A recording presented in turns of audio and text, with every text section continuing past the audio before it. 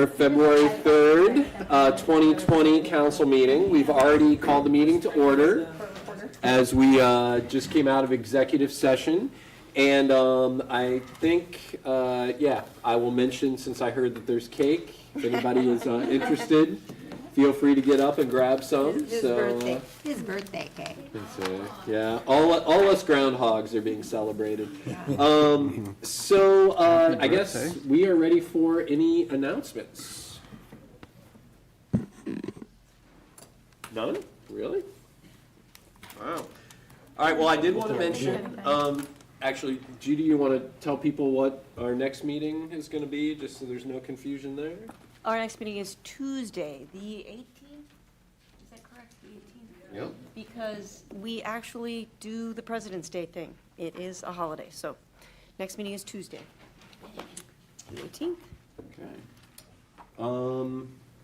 I mean, otherwise, I thought I'd give a shout out to the 10-minute Play Fest. That's going to be happening February 7th. That starts at 8 p.m. That's always really fun and awesome. Yeah, I guess, do we want to, I mean, any quick debrief on the comp plan? I've included in my manager's report sort of a debrief that we held. The open house was well attended, around 150, and the updated documents from the open house are available on our website. Great. So I hadn't included that in my report just to kind of get it out there. Great. And you want to remind people of the URL for the website? Yes, that is sustainableyellowsprings.com. Great. Okay. And then don't forget to put on your calendars that opening day for trails is April 18th at the train station. And that's where we're going to launch our peace officers on bikes. Bike patrol, Yeah, yes. that's starting in April. I'm excited. Okay, next up we've got the consent agenda, and this includes only the minutes from our last meeting, January 21st, and I'll entertain a motion to approve. I move that we approve the consent agenda. I'll second. Okay, all those in favor signify by saying aye. Aye. Any opposed? All right. Review of the agenda. Anything we need to add, modify, or take away? All right. Welcome, Chief. Well, I guess I will say, for those of you that don't track all of our meetings, that we are attempting to have a 2-hour meeting this evening. So we're going to see how that works. So related to that, we, of course, want to make sure that we have plenty of time for citizen comment, but we also want to be efficient about our meetings, which means we're also going to sort of control ourselves with our comments. So, no agenda items, then I guess we're going to petitions and communications. Mary Ann. Yes. We had a thank you letter from the Yellow Springs Pride Committee, thanking us for our role in what they said, I think, was one of the best ever, or the best ever Pride this year, and people from surrounding towns came as well. We had communication from Colin Altman with the number of runs that the fire department made, where to, and why.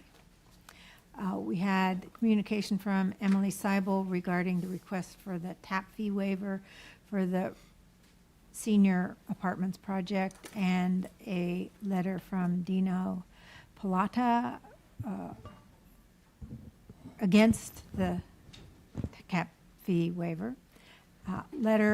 Actually, an announcement of the Repair Cafe from Kat Walter, February 15th, Saturday, here in the Bryan Center gym, and it is now under the auspices of the Environmental Commission. It's a subcommittee of the Environmental Commission. And a letter from Andre Bognar in support of the senior housing TAP fee waiver. Okay, thanks, Mary Ann. All right, well, that moves us into public hearings and legislation. One more, And- there's also a letter from Judith Hempfling Oh, that's in the packet. It's at the very back of the packet. Oh, that is true. okay. Yeah, so listed. And that's Yes. an important letter. Mhm. The letter, Requesting- you have it summarized? Here, I'll pull that. Well, that's it, okay. Requesting a resolution. It's requesting that council pass a resolution against the proposed tax, which would fund a new Greene County jail. Thank you. And when we get to future agenda items, I have a proposed resolution for that topic to submit for future agenda. Okay. All right. Okay, so let's move into legislation. And first up, we have the emergency reading of ordinance 2020-01. Judy, we can do that by title only. Yes, this is authorizing the annual transfer of funds and declaring an emergency. Okay, can I get a motion? I move. Second. All right, Colleen? Okay, this is our annual housekeeping, is what they call it. What the transfers that I'm requesting approval on the ordinance is in our budget that's been approved, but we have to do the transfers with separate legislation. So that moves the money from the general fund into the list, parks, recreation, police pension, capital equipment, facilities improvement, parks and recreation. It also takes the electric fund and moves it into the electric capital, the water fund to the water capital, and the sewer to the sewer capital. We do those every year. Okay, Okay. thank you, Colleen. So since this is an emergency reading, I'm gonna open the public hearing. Are there any questions or comments from council? Just to clarify, so this is for the full year, as opposed to a quarterly transfer? It's Yes, Transfer yes. for the This full will, year. this ties in with the budget for 2020 for the whole year. Yeah, okay. Questions or comments from citizens? All right. And did you actually open the public hearing on that? 'Cause we- I did, actually. You didn't hear me Alright, say that? raced Yeah, right I feel off. like I'm so on it tonight. I'm vouching for him, I heard So it. I did do it. Wow. And actually now I'm gonna close the public hearing. And, That's what I missed. So Judy, if you could call the roll, please? Yes, McQueen, Yes. Stokes, Yes. Curlis, Yes. Krieger, Yes. Hausch. Yes. All right. Next up, we have Resolution 2020-07, and Judy, I think we'll do that by title only as well. Yes, this is amending rules and procedures for council. Okay, can I get a motion? I move. Second. All right. Maybe I'll highlight a few things, and then Judy, if you want to pick up, you can. So basically what Judy did was she kind of listened to some of the comments that came up at our last meeting, made some adjustments. I suggested that we just put that in with track changes, so it's really easy for people to see what those were. And Laura, did you have? Okay. So I think what this does is, I don't know, Judy, do you want to highlight a few things that it sort of cleans up? Well, I think the biggest thing that it does is that it changes the citizen participation piece a little bit. Right now, we have the caveat that if you want to speak on a subject that is not listed on the agenda, that comes under citizen concerns, and then when your agenda item comes up, you comment on that item. This would actually change that so that all comments are made during citizen concerns unless a particular agenda item is marked for public comment specifically. Otherwise, it's not assumed that there will be public comment on that item. And that starts on the second page. And it adds some agenda items will allow time for public input. When this is the case, those topics will contain a notation to the effect that public input will be considered during this discussion. And then subject to the following guidelines. That one change was made per Laura Curlis and I think Lisa both wanted the affiliation with Village to be stated, so that was added. I eliminated the no clapping, verbal approval or disapproval or display of signs. For your approval or disapproval, I just simply took it out. And then I added, of my own free will, I added, should a staff or personnel matter be raised by a citizen during the course of the meeting, it will be referred to the appropriate supervisor. As opposed to becoming a subject for discussion. That's for your approval or disapproval, and those are the major Yeah. Right, tweaks. and I guess, I'll just highlight the, I thought Judy's thinking around the, citizen concerns comments made a lot of sense, because if we are moving towards streamlining our meetings, then this is a way to kind of balance, to make sure if we haven't flagged a topic for, public input, that you still have an opportunity to speak about it during citizen concerns. The other thing I like about that is I always get a little bit nervous when I know that there are community members that are going to want to talk about something, and it's getting later and then later and later, and they have to sit and sit and sit. So I think by putting citizen concerns more front and center, it gives an opportunity for people to share what they're concerned about, and then if they so choose to leave this delightful forum, they can go home.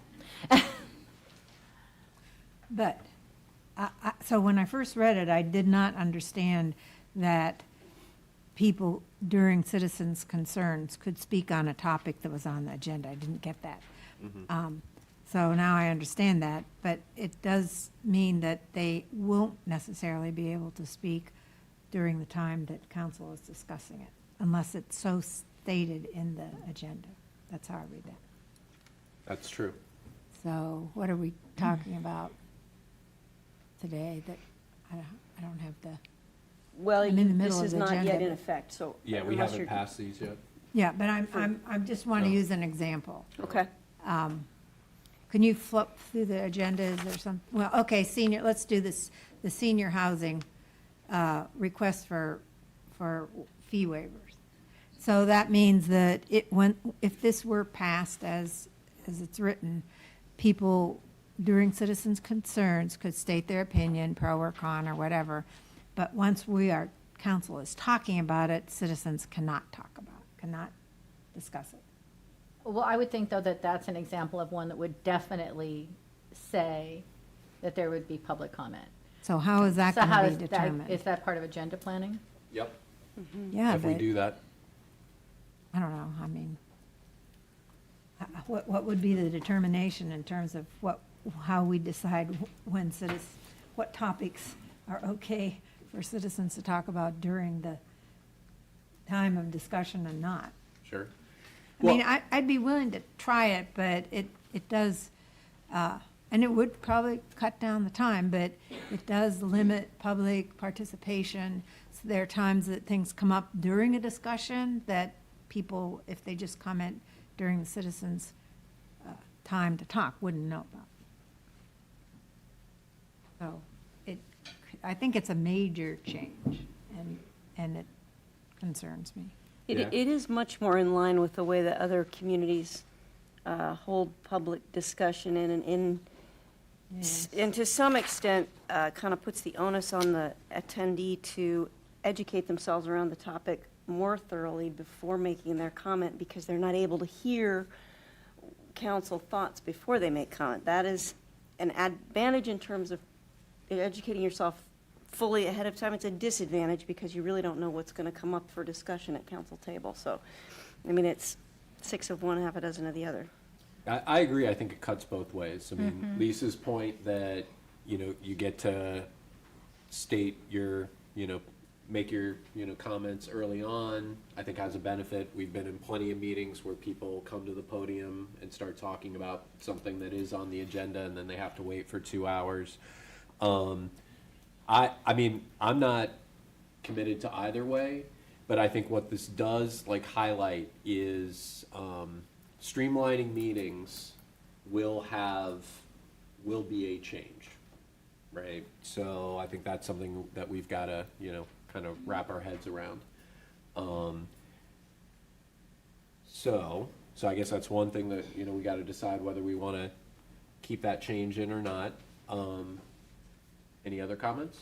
Well, you said it cuts both ways, and it really, I think in practice, it's not as much of a change as it might appear. Because just a little while ago, you opened public comment for a pretty mundane resolution. And whoever wanted to talk about whatever that resolution was had an opportunity. So I think a bigger difference that we have compared to other municipalities is we do that more often than others. So actually, we're more open already, and now we're just sort of codifying it. Right, right. Okay. Are there questions or comments from citizens? Judith?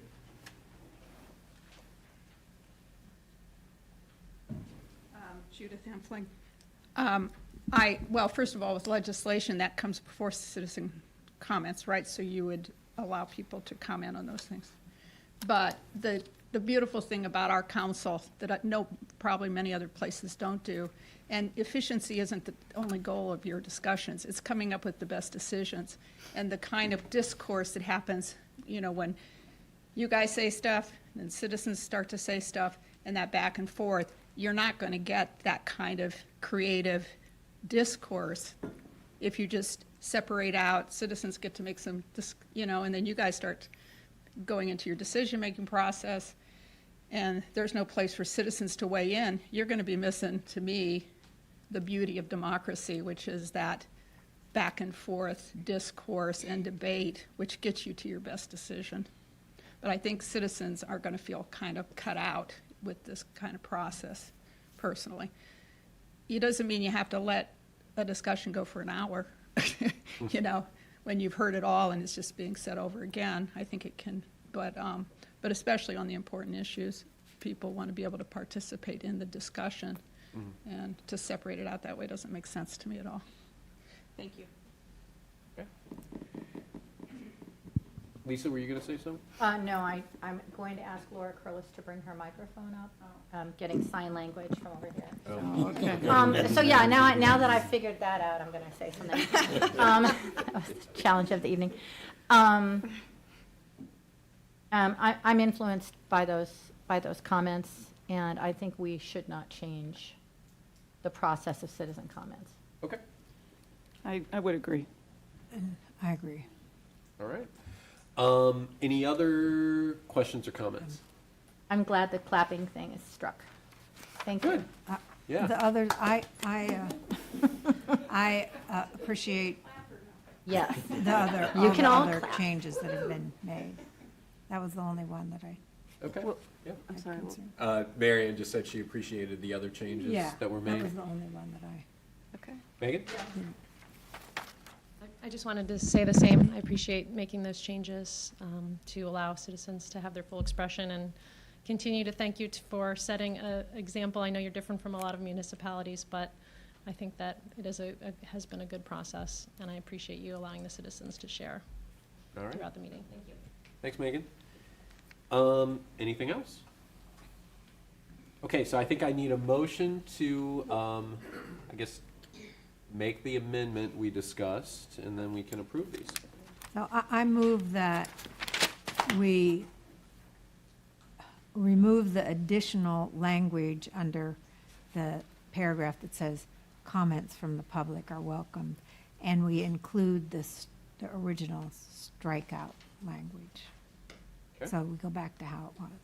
Second. All right.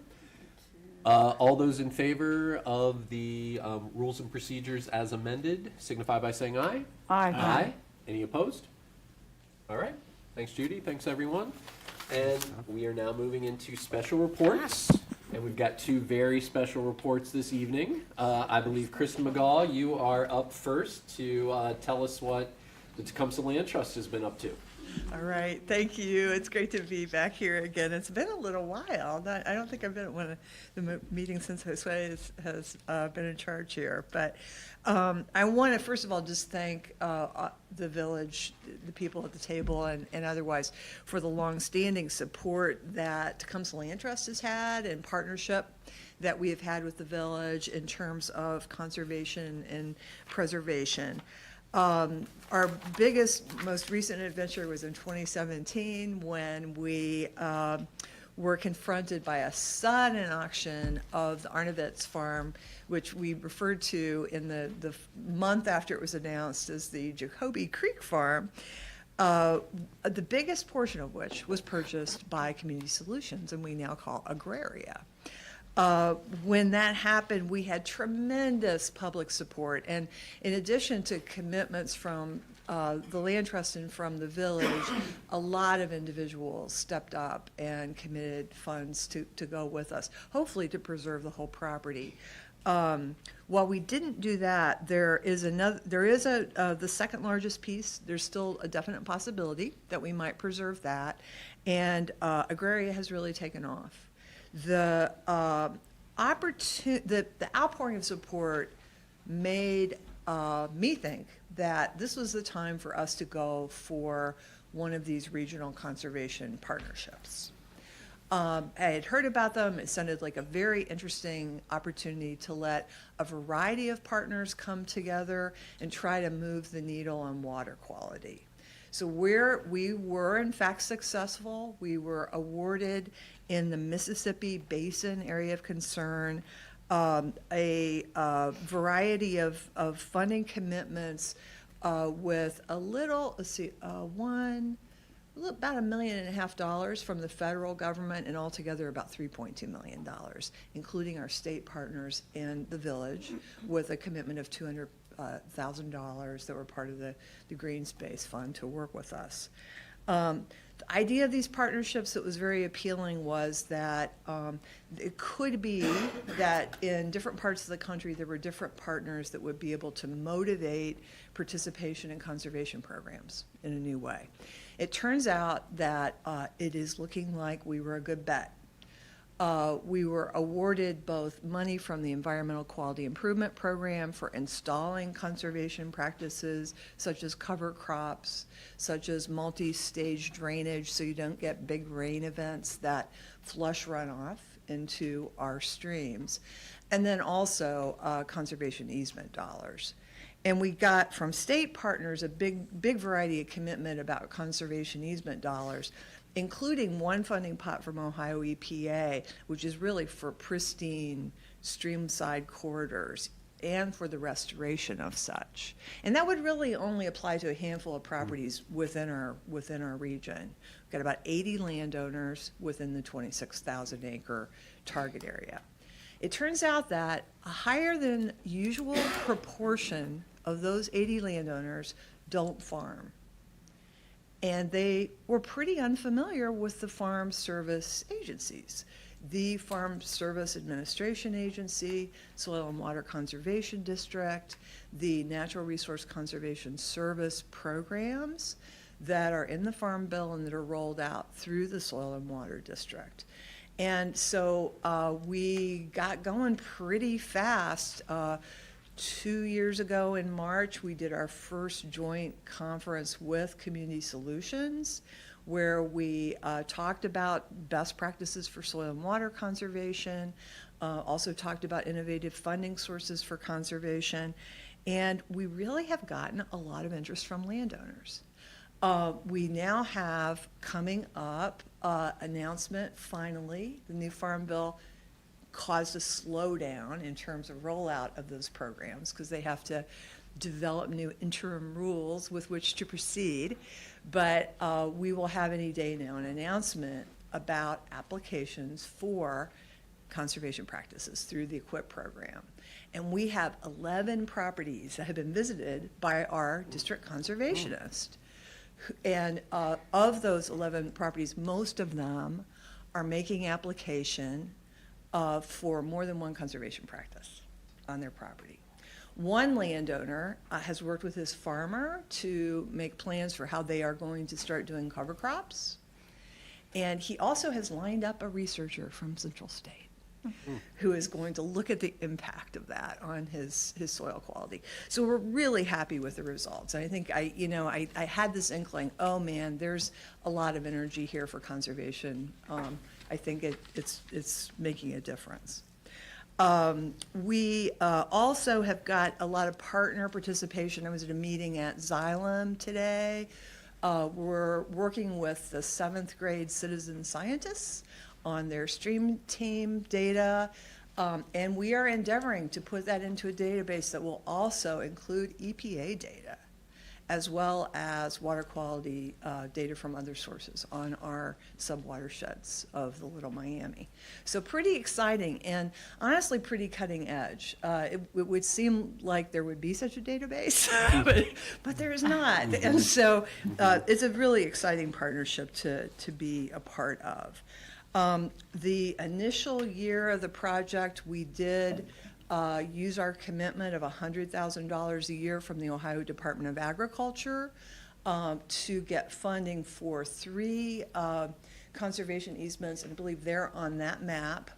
And hopefully you got a key that shows you, it's probably up off the map, actually, in the one that's on the screen. And it's kind of hard to read if the, but there, that shows the farms that are in process, that are in the target area, including the 3 new ones that we applied for in this last year.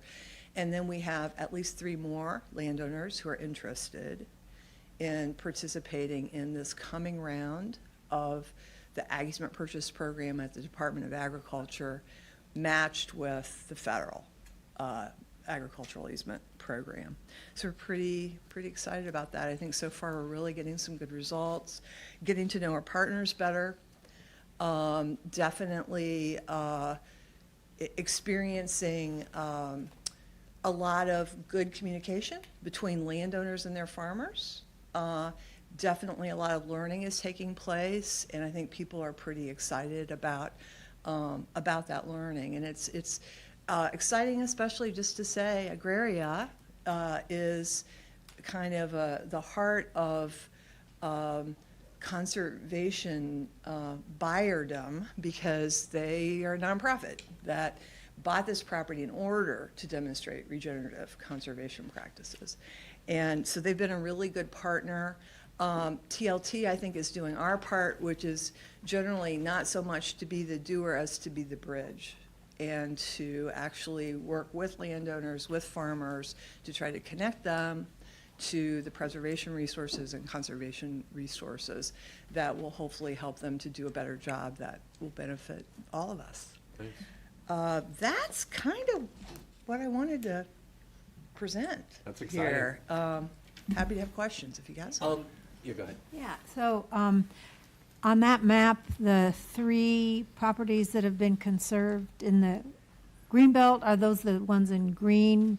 Yeah, that on the lighter left? color green, and actually the biggest of Oh, those. the lighter color. Yeah, so it's the 4th down as far as the key goes, projects in progress. And the largest of those, that's kind of connected parallelograms, was already in process before. So those 4 actually are underway, 3 of them having been a part of ODA's commitment this year. So should we expect any green space fund activity this year? We've really worked hard with your priority property owners. And, I am not sure. We do, I think, anticipate one in among the blue properties on the east side of Yellow Springs. But as we've updated priorities with you guys periodically, which I appreciate very much, the properties that are red are the priorities so far. Right. So I don't anticipate that. There's still a little bit of wiggle room on time, so we'll see who else comes along. There's, just to say, we're trying to be very specific with those landowners of the properties in red to try to give them a real idea about what kind of money would be available if they were interested in pursuing this and making this commitment. So I really welcome questions, not just tonight, but from anybody, anytime.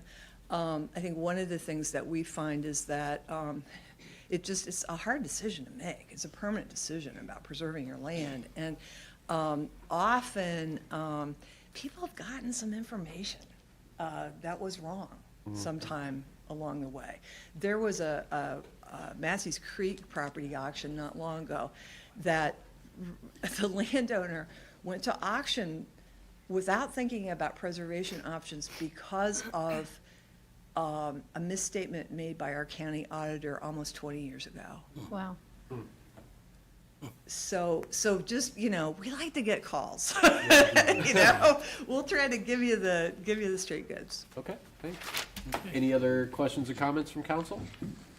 Well, Krista, thank you very Yeah, much. thank you. And as you're sitting Absolutely. down, I also want to share some exciting news that involves TLT and Agraria.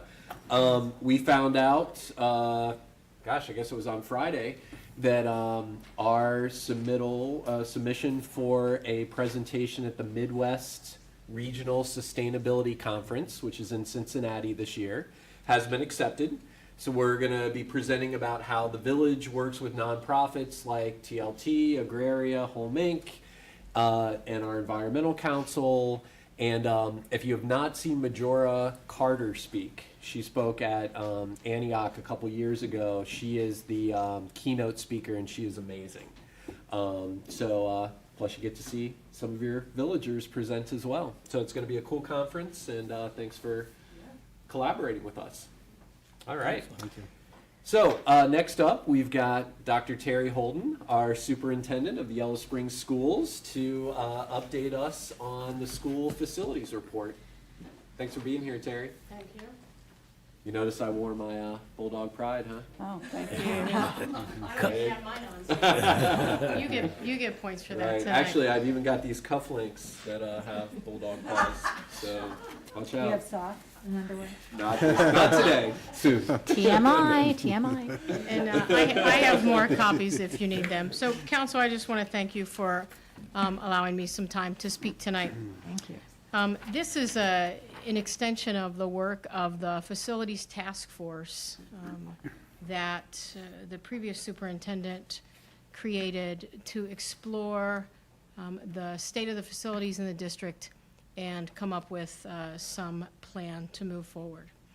So the task force has been meeting since March of last year, so 10 months, and it is a highly dedicated group that has had to wrestle with some pretty complex items in terms of facilities and systems and states of repair or disrepair, as the case may be.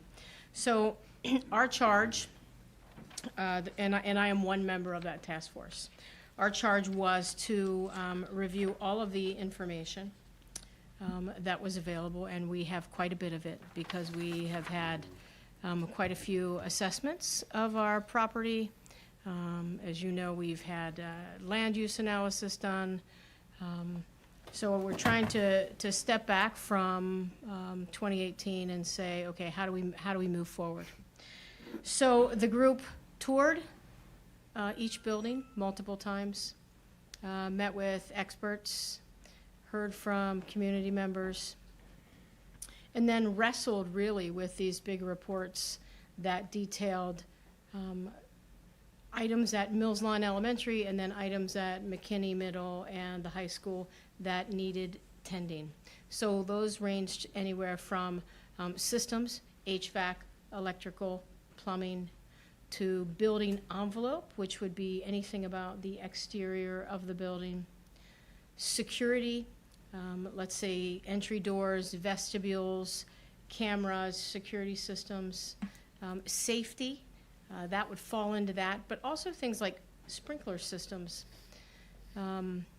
accessibility and ADA requirements and what was required for that, drainage, parking, you name it, we probably explored it. Technology and the technology infrastructure. So after doing all of that, the task force had to decide where do we go from here. Guiding our work throughout this whole time was a set of values that the task force created at inception about looking at the facilities and saying, what do we value the most as we look at this need? Affordability was a value, conservation and kind of our ecological footprint was a value. So we tried to look at everything through that value set. We prepared the list that I gave to you for a December 2019 meeting with the community. The purpose of that meeting was really to share findings, in many ways share the recommendations of the task force based upon their work over the past 10 months. There were no dollars attached to that, and that quite honestly was a discussion that we had. Should we attach dollars to this or not? The dollars are probably known, but higher, because we have lots of reports. But we specifically chose not to attach dollars to this. In between the December meeting and the February 13th, I think that's the Thursday board meeting, where the task force will actually present this to the board. We were charged with going out and talking to groups with which we had a connection. And so I volunteered to do the village presentation. So our purpose in this is to gather input. We meet again tomorrow night as a task force to say, okay, we have all of this. How do we want to gather this in and present this to the board? Because in the end, the decision to move forward with any type of facility work really lies with the Board of Education. I do want to say that we have been, I guess we and myself have been very visible, I think, in trying to be collaborative with other organizations in the village in terms of needs, so that we all understand that, this is a small village, so the township might have needs, the village might have needs, the school might have needs, and we need to kind of plan accordingly and work together, because it's a fragile ecosystem and we survive together. Having said all of that, this is the meat of the presentation. So all of this, I will say, is available on the district website. The live presentation, I believe we finally have that up there, thanks to the hard work of one of our students. This document, the general PowerPoint that was shown, plus any historical information we have about facilities, you will find on our website. So the way this is structured is that the highest priority was a recommendation for an increase in permanent improvement monies for maintenance. So that was the biggest recommendation. Next, you'll see in the pink, that's the green, in the pink is for both schools, what do we think needs to be done?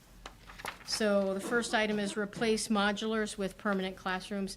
That would be the modulars at Mills Lawn and the shoebox at the middle school. Improve overall security. I will say we've been kind of working on that independently, and we were able to get a small grant to help with that. So that work is coming up. As we go along with whatever path we go down, to be very cognizant of hazardous material abatement and what we do with that. Plumbing, there are plumbing issues in both schools. So addressing that and the number of restrooms.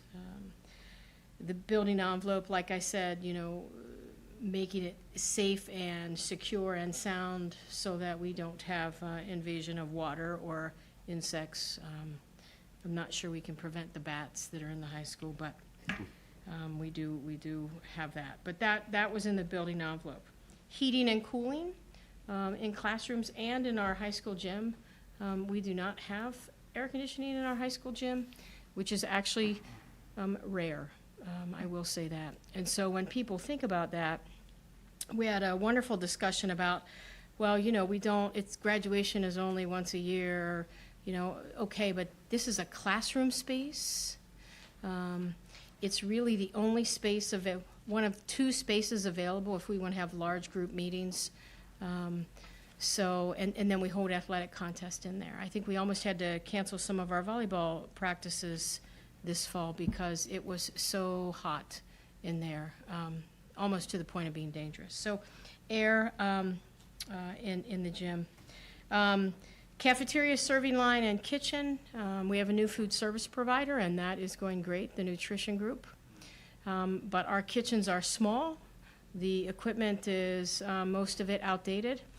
And because the space is small, we can't fast-track kids through the line because there's no room for multiple point of sale, which if we had that, you know, it would be a much different environment.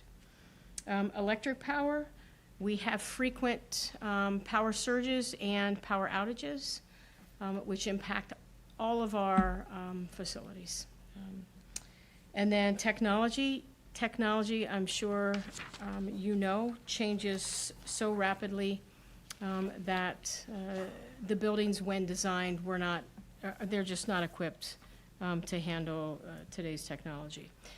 The next level of priorities on the back, now we're going into medium and low. Accessibility, site drainage, and this is for the middle school, high school, drives, parking, walks, and access. Then it goes into the interior. Severe weather shelter, we had multiple conversations about that. The state has pulled back on their requirement for if you do a new build, they were requiring everyone to do that. There's been a temporary stay. But something like that is just tremendously important and tremendously expensive. So classroom design, lab design, music room. It breaks my heart that in a village that has such a wonderful arts focus, that our facilities are not, do not match that, and so that's certainly a goal of ours. Office space for confidential meetings, psychology meetings, special ed meetings, and again, lighting, safety and security, fire protection, again, important, expensive, and retrofitting that into buildings of this age become expensive. Mills Lawn School, you almost see the exact same pattern. So I won't, continue to go on with that. But that's how the task force approached this. So again, our goal, task force members have been out doing meetings with various small groups. There was one at the library about 2 weeks ago. So we are seeking input. You know, our board meeting, as this meeting is public. So please, I encourage folks to come and listen. I'm not sure where we're going from here. Because the next piece, as you might imagine, is attaching dollar amounts to this. And at some point, we have to have the discussion. If affordability is a value, and that was a value that we spent multiple sessions discussing, if affordability is a value, at what point does this become more expensive than option B? So, that's it. I appreciate the time. And I'll take any questions you might have. Yeah, thank you. Thank you. Questions? Yeah, I have a question. Thank you, Dr. Holden, for the time and the effort leading this endeavor. It was intriguing to me on the backside that I did notice that, the middle school and high school and Mills Lawn did mirror each other, but you refer to them from a priority perspective? So is that intentional in that the middle and high school is seen as a higher priority? Right. No, that Okay. is an excellent point. This side is the medium to low priority, this side. We just Okay. broke it down by buildings so you could see what was a medium to low priority at Mills Lawn and what was a medium to low priority at the high school. I Okay. think we've learned a lot, and the approach is a K-12 approach or no approach at all. So, yes, I'm glad you pointed that out. Thank Great, you. but thank you for the clarification. Any other questions or comments? I have a question. I'm wondering, I saw this insufficient power, reliable power. I wonder if that's something that we should get together on and see if there's anything on our end that we need to address to. Yeah, and we've had discussions about, is it us, is it the power we are getting from the village? We don't know, very well, could be us, but you know, we try to have redundancy built in and a backup, but I'd love to sit down and talk to you Yeah. about that. Okay, absolutely. Yeah. We'll schedule something. Thank you. Several weeks ago, there was a school finance meeting, and I think someone got sick and it got canceled. Is that going to, I did show up, I'm really interested in this topic. Is that going to be rescheduled? Yes, it is. So I apologize that we had a death in Yeah. the office, family. So February 24th. Thank you. You're welcome. Mills Lawn, February 24th. I want to say it might be at 6:30. It will be in the YS News on our website, and then we will push additional information out. And I just want to thank you for being here and sort of reiterate what's implied in Josue's question and comment that, you know, we feel that the schools are a very important partner with the village, and, you know, our children and families and students and teachers and everyone are, you know, amongst the constituents in our community. So we want to, you know, make sure that we can support you. And I also particularly appreciated your opening comments about that we are pulling from a small pot or a limited pot, and this is why the Development Corporation, which Dr. Holden is very involved in, on behalf of the schools, is really important for coordinating how we look at the various levies and other things that we do to keep our community thriving. So, so thanks for highlighting that, because I think that's great that we have that group now. Yeah, I'd like to thank you too. I can't think of when we've had a superintendent of schools come to a meeting Yeah. since I've always been here, available. 6 years ago, or anyone really from the schools. I mean, we've talked about it a lot, of having some joint meetings, but Partnership. it hadn't happened, so It thank you. truly is my goal to be collaborative. So Great. thank you so much. Thanks, Thank you. Terry. Thank you, Dr. All Olson. right. Okay, so we are now at the time on the agenda, citizen concerns. When we invite comments, please limit them to 3 minutes, and we're strict about the time now. This is, I guess, about anything not on the agenda, since we have not changed that rule and procedure. So if you do have comments about future or later agenda items, then please hold on to those. But do we have any citizen concerns? Judith Hempfling.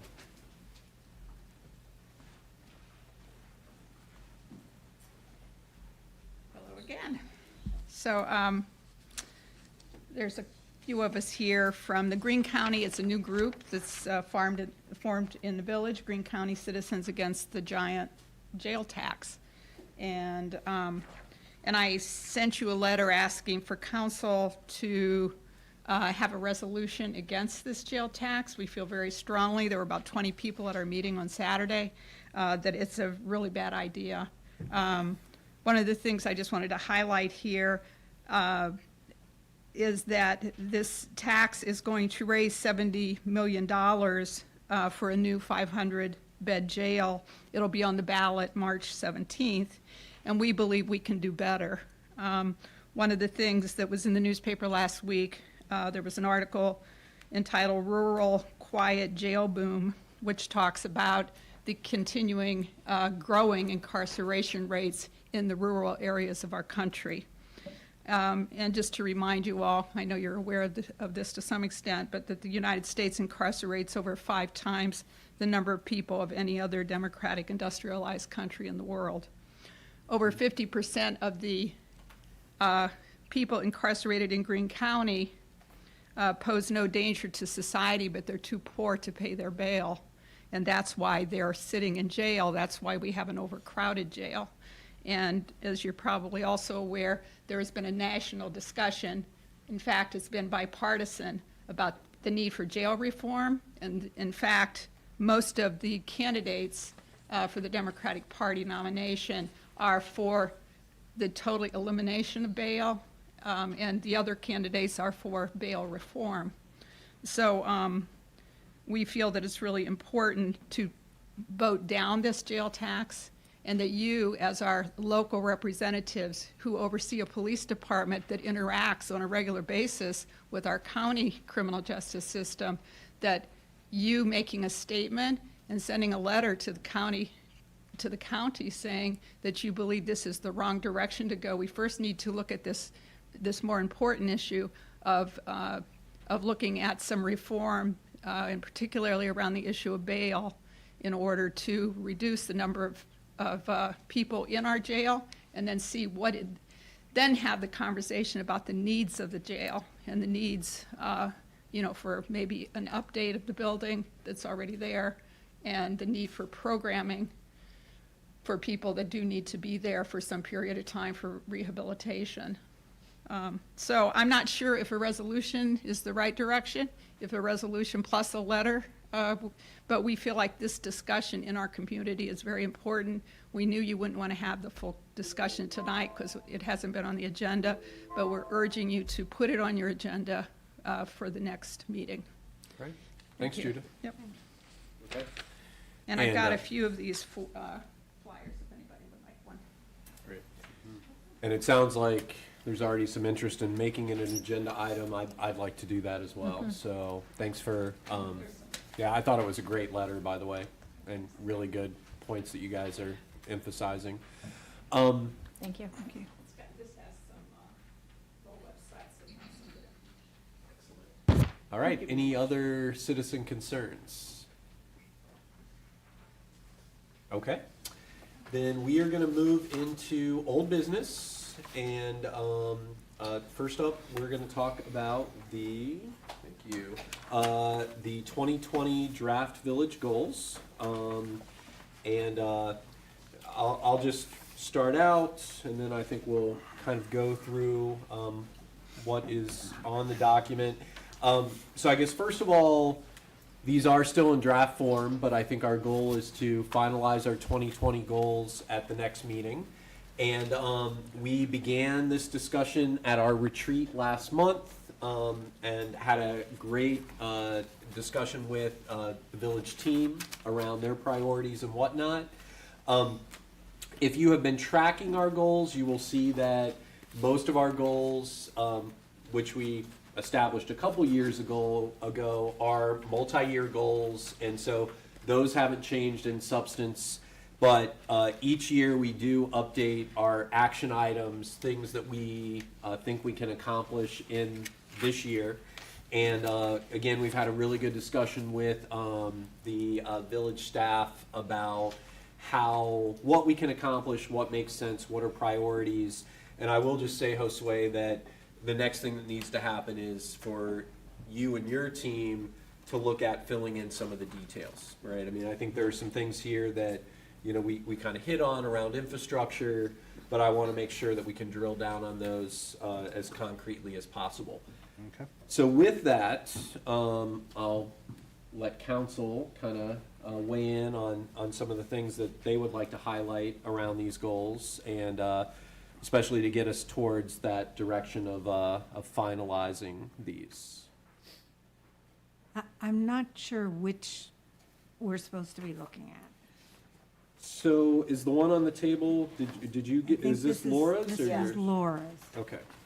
And the one that was in the packet, or at least the one that's on the clerk website, which I assume is the same one in the packet, is different than what Laura has, So even considering what you've added and what you've, I took what was in the packet and then I did purple. I added language which is in purple and Yeah. highlighted, and some of those are. but I on mean, the even table. under the first goal, the last action item in the electronic copy says review income, property tax structures in context of operating levy renewal. And in what you submitted, Laura, that's not there. It's over on future ongoing activities. It's like it said it twice. Oh, did you move that, or? I didn't move it. I don't think I did. So I think what you want to be looking at is the one in the packet. Okay, 'Cause not on the that's- not on the. Right, one that and Judy- Laura may have edited off of the one that Judy sent out, which was pre-packet. But we should be looking off of the packet version, because that's the most current, and then talking about changes to that, which, would include Laura's comments and then any others. Yeah, it's too hard to try to reconcile with something that we just got tonight. So, all right, well, let's do it this way. Let's walk down the goals, and why don't I'll read the goal. We can talk about whatever feedback there is, and sort of, you know, kind of move in that direction. So the first goal, and these are roughly prioritized from last year, but we have not talked about that this year, is provide an affordable community with a high quality of life that encourages a diverse resident base in terms of race, age, economic status, sexual orientation, gender identity, ethnicity, ability, and religious affiliation. So, you know, we've got several action items that involve energy efficiency, cost-saving measures, talking about how the Community Development Corp is going to be involved, Development Corporation. Were there any particular comments about that goal? One of the things that I like about the way we're expressing this goal now is it embraces multiple strategies for affordability. Mm-hmm. So housing is there, but also a more focus on economic development initiatives that I think we haven't been focusing on this that much for the past year, Yeah. Yeah. other than just standing up the YSDC, which has been, you know, work, but. Right, yeah, I mean, one thing that, you know, we did enumerate a little bit clearer is the ESID, the Environmental Special Improvement District, which ties into the PACE program. Something I know the schools are interested in employing. It's something that residents can employ as well. Homemaker has been thinking about the PACE program also. Any other thoughts around the affordability goal, Kevin? Well, we allude to the operating levy renewal, but I do know that there's been conversation about the educational aspect, the information push. I don't know if that rises to the level of being identified as a goal, but, or where it needs, or is it a given? Because we know we've talked about it, that we're going to do that, or does it show up somewhere else? Yeah, it is is it the fourth goal? Yeah, the first one on the second page that relates to trying to minimize the budget issues. And so then we do talk about like in the actions, a plan for the levy renewal there. Okay. Maura, were you gonna say something? Simply that I suggested, just saying it out loud, that we should always be aware of cost-saving measures on a department basis, especially in light of any levy request, and then work with the chamber to market the community to diverse populations. It's just more about marketing and, you know, getting, if you want to attract people, you got to sort of ask them to come. So I Yeah. wonder if saying that we're going to support a local affirmative marketing program with the chamber as a resource kind of gets to that. Where's that? That is, I The- think the we're one in having the packet. version I control think we problems. are, because this right? is what was on the table. Yeah, this is the, so. All right, You wanna great, go- great but I- minds think alike. But I do think that, I like the idea of calling out, I mean, cost savings, and I also like the idea of calling out community education as part of the levy work, somewhere. Yeah. Whether it's there, here, you wanna look over my shoulder? Sure. Is there any way to send a couple of these to the printer so that Laura doesn't have the. Laura one in doesn't have the packet. right copy at That's all? not, if that's in the packet, I'll have it, but Oh, I okay. thought Okay. that's what Yeah. was on the table. Yeah. Packet. On the cost savings, I'm going to jump in for a second. We took a look at income revenue, income tax revenue. We're down 2% over the last 2 years. And it's a trend that these schools have also seen in their taxing jurisdiction. So as we think about that, there's more research we need to see on what's happening with the income tax revenue. And just this past week, we did the analysis and circulated with a limited number of folks, and I'll get that to the council this week. Brian, if you want me to share that. Yeah, I think that's good. Okay. Yeah, and I mean, I think, I think both of those additions, and again, in the packet, the local affirmative marking program is in there, make a lot of sense. Any thoughts, other thoughts around affordability? Okay, let's look at the second goal, which is promote retention, rehabilitation, and development of diverse types of rental and home ownership housing to meet current and future needs with a focus on family, low-income, workforce, and senior households to result in mixed income, environmentally sustainable neighborhoods.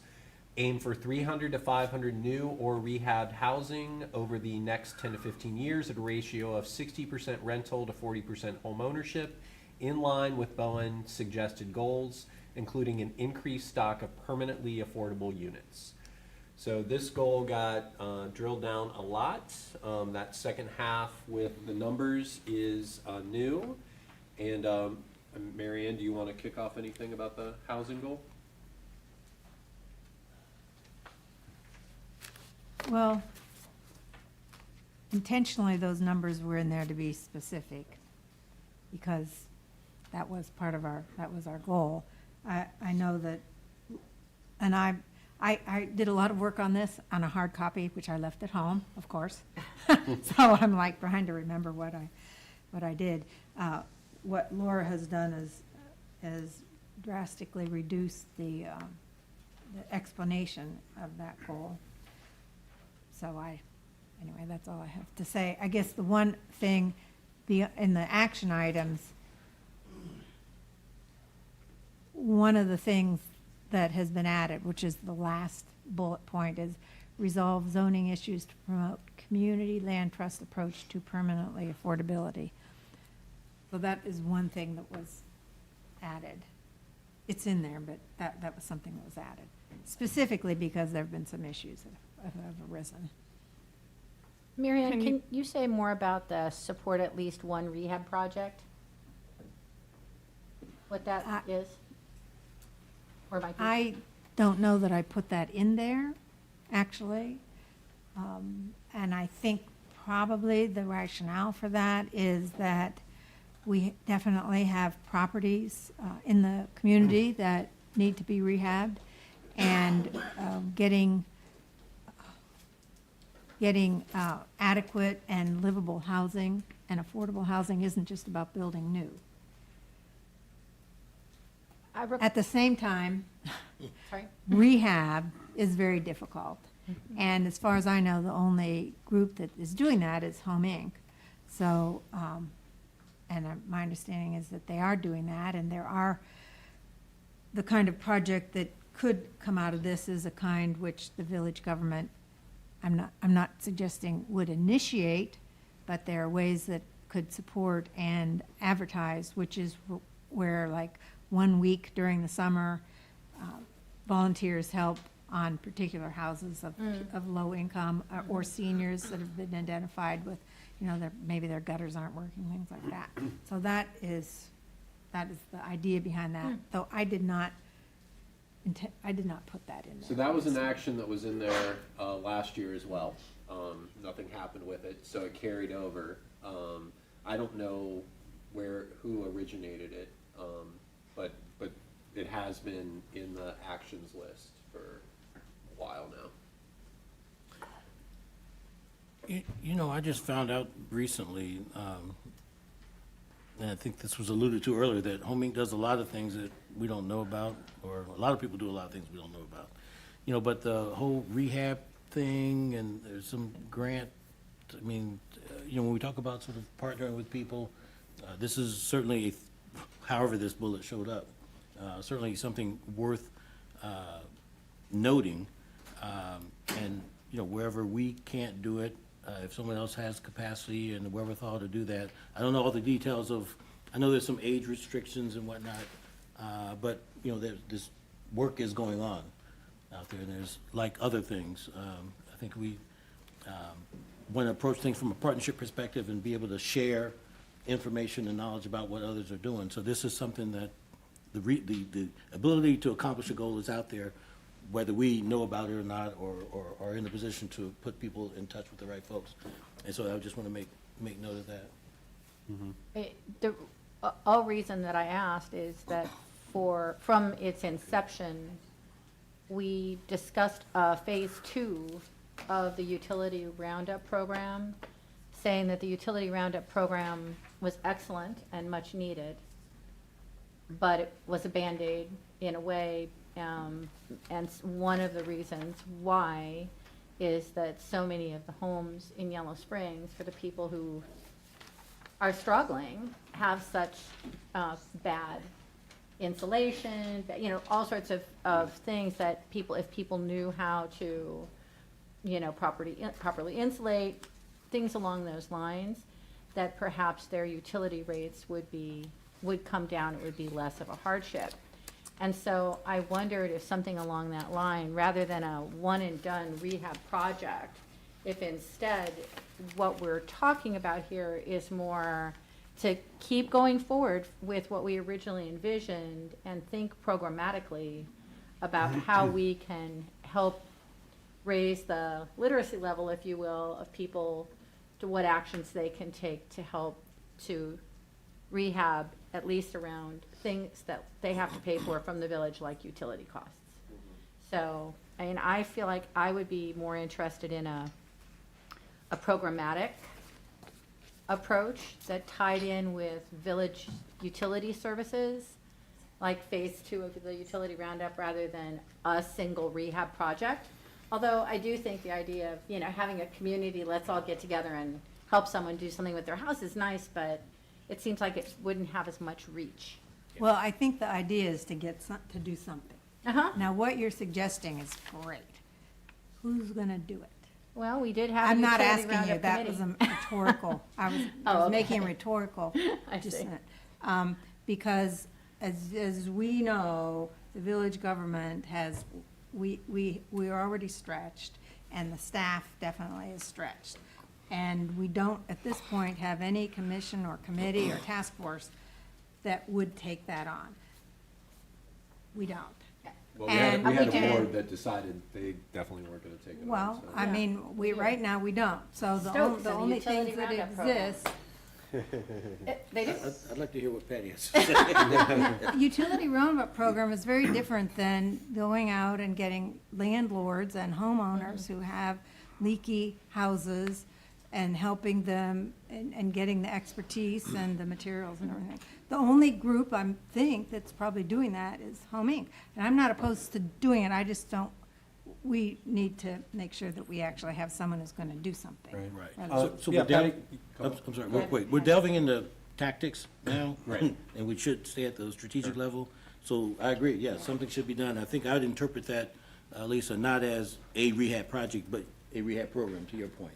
So I think if we modify it and say that's the kind of thing we want to do, however it gets done, whomever we partner with whatsoever, I think it's a positive. We can move on. Yeah, and it's also implied in the first goal with incentivize improvements to properties, but, I think those both come into play. Patty? Patty Bates, just a quick suggestion, if you want to do that, it seems to me like a natural extension of the Repair Cafe having someone there to at least discuss how some of these things can be done. So since the Environmental Commission is now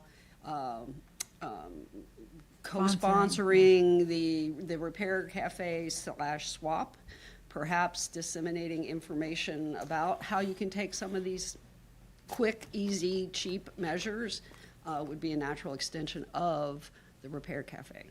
Thank you. Thanks, Patty. Yeah, in my mind, if we are gonna keep this, rehab project in the mix for a second, or maybe it's a third year, then we should be a little bit more intentional about it. So I'd be curious to see if Home Inc., for example, has an idea about how we could actually make something happen. Okay, any other comments around the housing goal? In general, this whole section is uncomfortable for me because I feel the village has taken on a huge additional task that many, even cities, don't do. Like, we don't have, I've said it before, a Department of Housing and Urban Development. We've done this piecemeal thing and gotten staff and this council deeply involved in housing development. We're a developer.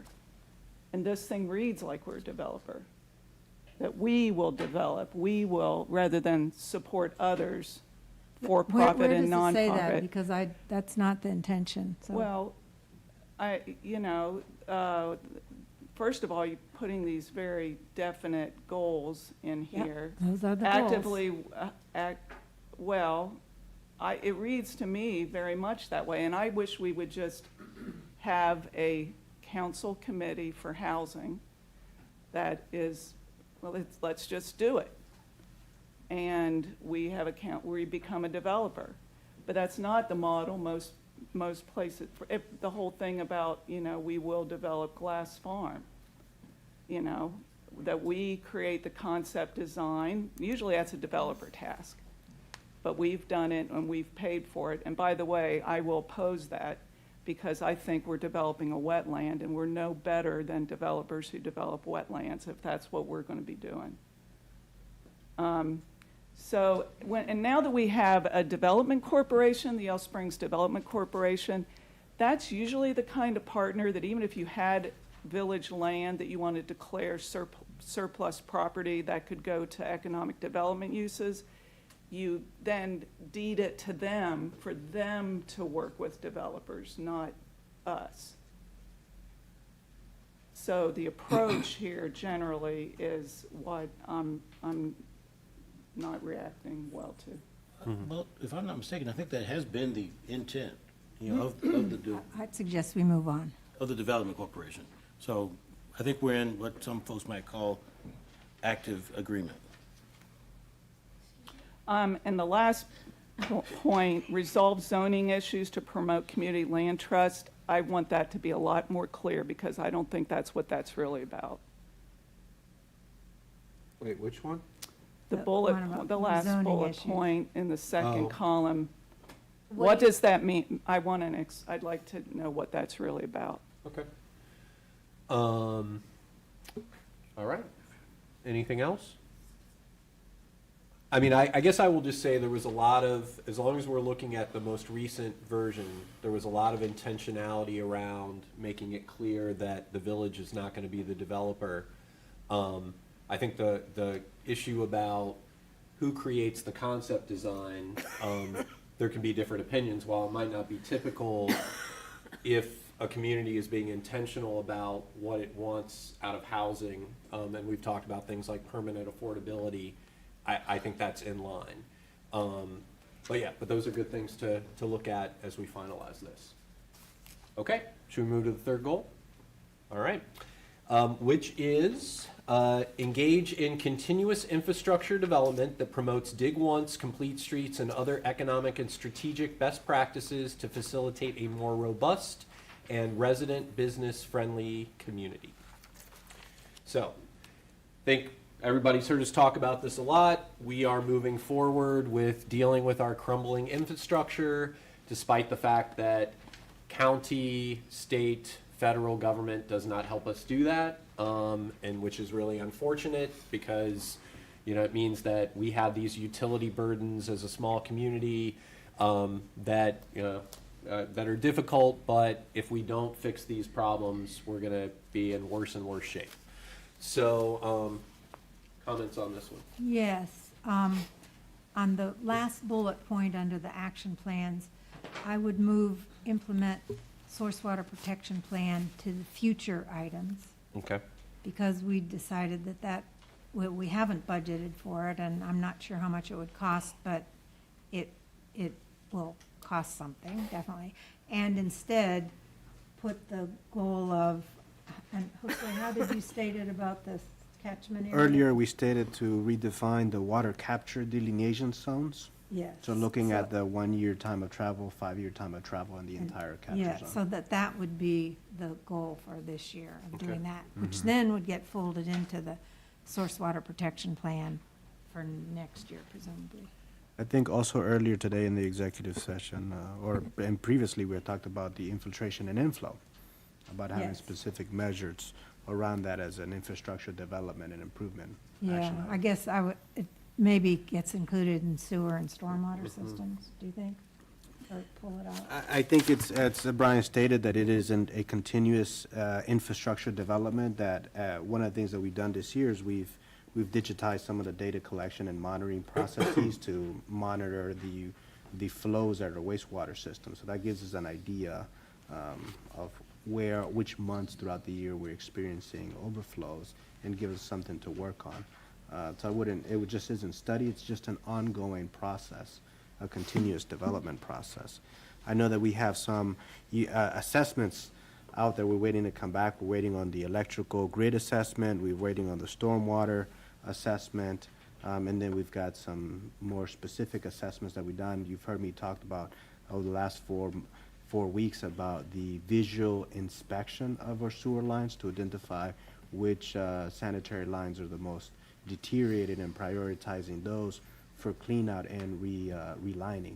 So that's part of that continuous assessment and work that we're doing. So I think the main thing here is, and I mentioned this to you, and Johnny, I want you to hear as well, is that we do want some additional details in this document, but if there's a lot of different projects, then that should be like a separate addendum document, because I do want to keep this relatively tight. So we can either have an asterisk, and then we have a list of the things we're doing this year that we can refer to in another document, or if there's some things like, you know, with the I&I that we put into this document, as long as it doesn't make it overly detailed. So not 20 pages? No, that can be the addendum. Okay, all right. Yeah, and that can be as many pages as you want. Any other comments about infrastructure? Second column, I would identify a very specific reduction goal for clean water in the sanitary system. And then the future action item would be implement plan to remove clean water from the sanitary system. Okay. I think we have no hope of expanding housing in any way if we don't reduce the clean water going into the sanitary. So Laura, just so that I capture that correctly, we had talked about the clean water, and that's infiltration inflow, and we've threw out a couple of ways of measuring that. That's, you know, in 2019, we had 6 months that we exceeded our overflows, or that we had overflows. And then there's also a numerical value, what that represents. What is the average water flows? So when we talk about metrics, we're talking about gallons per day, or, because one of the things that I'm hoping for is, you know, I know it may not sound so ambitious, but if we can go from 6 months of overflows down to 5 months overflows, it's a lot. It's an improvement in a system that has been challenged over the last 20 years. So we pollute 1 month less. I mean, so I would like to see, when we have peak flow at the plant, so we don't have overflows, it gets reduced by, this is why I'm asking you for a number, 50,000 gallons at peak time, 100,000, I don't know what that number is, but there's got to be a number to keep us from, so we have 0 months of Yeah. overflow. And I bring up that conversation so we know what number we're talking about. Right. Months, days, gallons per day, whatnot. So I don't know if it's realistic, if that's realistic. Do we want to take that back to staff and get some more information before we set? Yes, I can't commit to a number. I know just, you know, earlier, yeah, I'll take that back to the team and look at what could be a reasonable metric that we could agree to. And I'm saying, no, we're committed to getting the work done. We're committed to getting the work done, and we're committed to measuring it, because that's how we're gonna know we've done the work. We can measure it, we can specifically point that an action had a net effect. But right now, given that we don't know the entirety of the problem, we can't put a number now, but we will. Eventually, we'll get there. But I think it is important to have a number, but I also am offended by the implication that what Josue is saying, that incremental action, that it's okay to pollute. That's absolutely not my interpretation of this discussion. And I think that that's not how we should be interacting with each other. We have a limited budget. We have an old infrastructure. We have been hitting this hard for the past 2 years. And I don't think that there's a single person sitting at this desk who thinks it's okay to pollute. We keep talking about development without talking about the implications of development on our sewer and particularly the sanitary. One sump pump that's tied into a sanitary is 6 or 7 houses worth of output.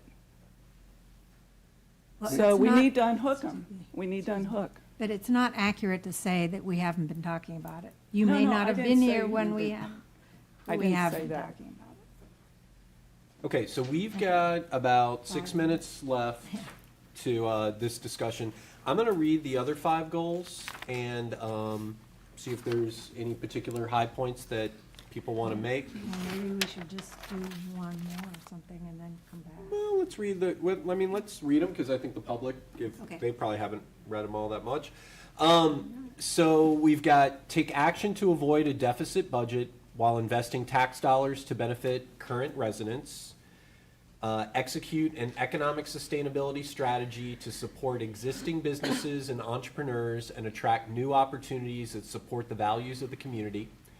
Establish a model village justice system that supports a just, safe, and welcoming community across race, age, economic status, sexual orientation, gender identity, ethnicity, ability, and religion. The entire village team will work in concert to be proactively anti-racist. Develop a high-quality integrated surface transportation infrastructure system that contributes to improved quality of life by promoting safety, recreation, environmental sustainability, health, equity, inclusion, and economic development.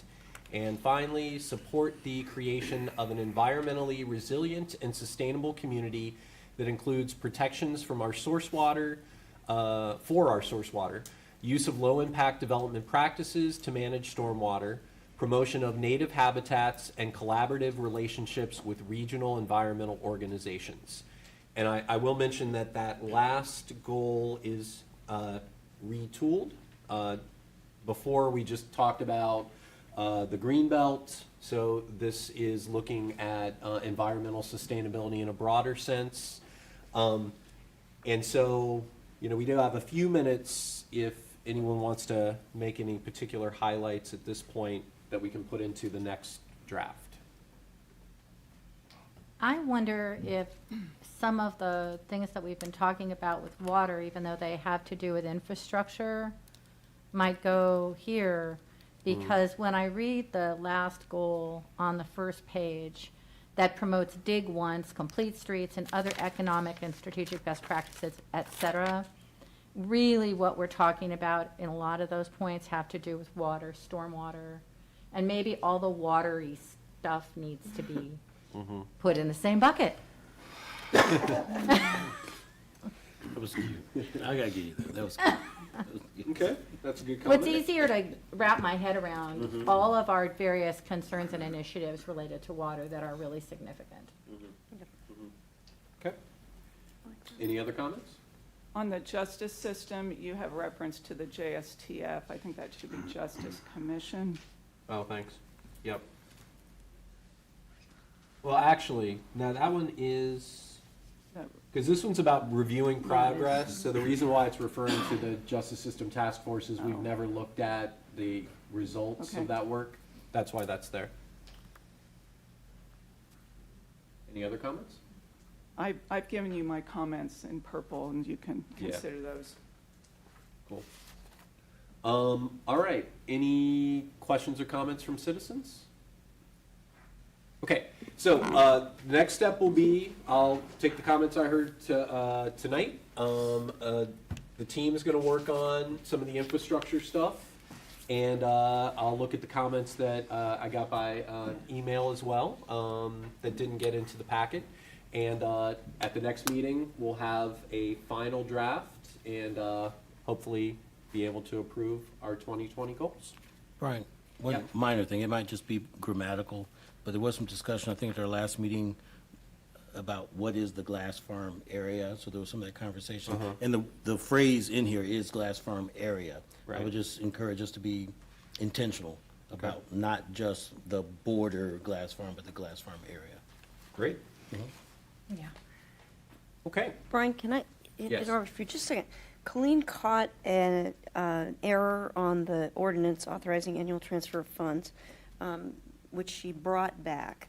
It was probably in the interest of making sure we're completely above board with the auditor to let you know what that correction is and have you re-vote on that ordinance. It's being passed as an emergency, so there's just one reading. That Okay. could go wherever you need it to go. I've got the Well, I corrections guess here. let's do it now if we need to do it. Okay. Wait, Colleen, do you want to just explain the? And I'm so sorry, I went back to the office, and the typo is in the electric transfer amount. For the electric fund transfer, it's 650,000 that was in the budget that'll be transferred to the electric improvement fund. And I had originally submitted the form with 550,000. So it is 650, and Judy now has the corrected copies. Okay. So do we do a roll call again, or what do we? I would go ahead and let's just redo the whole thing. I'll read Okay. ordinance. So Judy, could you read ordinance 2020-01 by title only? Absolutely. This is an ordinance authorizing the annual transfer of funds and declaring an emergency. Okay. Can I get a motion? I move. I second. All right. I'm going to open the public hearing. Do we have any questions or comments from council or citizens? All right. If not, I'm going to close the public hearing. And Judy, if you could call the roll, please. Yes, Stokes. Yes. Krieger. Yes. McQueen. Yes. Curlis. Yes. Hausch. Yes. All right, thank you. You're welcome. Okay, the other piece of old business that we have is the board and commission assignments. We talked about these briefly at our last meeting and highlighted some of the positions. The other suggested assignments that were based on our retreat, although we didn't make any decisions, are in the packet. And basically, these are our various boards and commissions, such as Human Relations Commission, Library Commission. We also have certain commissions such as Miami Valley Regional Planning, where we have representatives. And is there any discussion about this? Okay. Do we need to do anything? No, I don't think so. If everyone on council is comfortable with the liaison and the alternate or co-liaison as they're stated here, I think you're fine. Okay, Just great. Well, if you look at that list, you will see why your council is very busy and also why we're contemplating other opportunities to help build capacity and get all the things that we need to get done. Okay, so with that, we're going to move into new business. We have one item, which is talking about the request for tap fee waivers from Yellow Springs Home Inc. And Josue, it looks like you're going to lead this off? Yes, thank you, Brian. Included in your package, there's a memo, and I'll read the memo. The request for the tap fee waiver from Home Inc. is a step in a different direction from what the village administration had expected from this project, contrary to the initial proposal made in 2018, in which Home Inc., during their presentation to council, stated that $56,000 had been set aside for investment in local infrastructure and economic benefit to the village. Home Inc. is now requesting a financial contribution. This contribution would derive from what are currently financially stressed municipal enterprises and would total at least $40,500. My position, based on my fiduciary duty as your village manager to the municipal enterprises, is that the enterprises cannot sustain foregoing tap fee revenue while also incurring the expense, the actual cost of the meters, equipment, materials, and labor of providing access to those services. Below is financial information from 2019. The chart includes profit and loss on operations and capital expense. On an operating basis, the sewer enterprise was profitable with a net income of $99,383.17. The water enterprise ran at a loss totaling $9,999.63. Operations from sewer enterprise look great, but must be considered in the context of capital expenses, which are expenses that the enterprise cannot afford from operations, which must be covered from reserves. In 2019, the sewer enterprise booked $258,437.12 and capital expenses, which are expenses covered from the reserves which far outpace the profitability of the enterprise. The water enterprise booked $111,201.08 in capital expenses, also an expense that has to be covered from reserves. I've then included the tables highlighting the sum of revenues of the year-to-date, which were of December 31st, and the expenses. So you'll see in the operating basis, sewer is operating at a profit, and while water operations are running a loss. And right below that is the capital enterprise expenses, which show that the expenses for both sewer and water far exceed our revenues for those enterprises. I then included a breakdown of the tap fees. That includes meters at an expense of $13,750. Water expenses are two types. There's a 6-inch fire tap at $13,000, a 3-inch water tap with meter at $13,000, and a sewer tap fee of $750.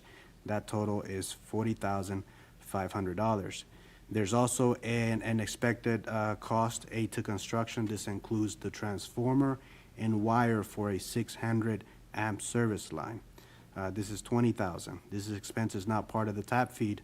I just want to be clear that they're considered separate from the tap feed. So I want to make that clarification, that it's specific aids to construction. So that brings the grand total to $60,500.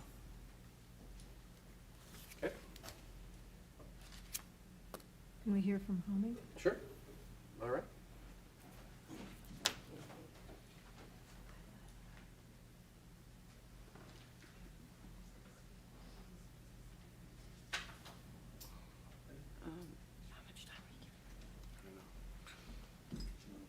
Hi, I'm Emily Seibel, Executive Director of Yellow Springs Home Inc.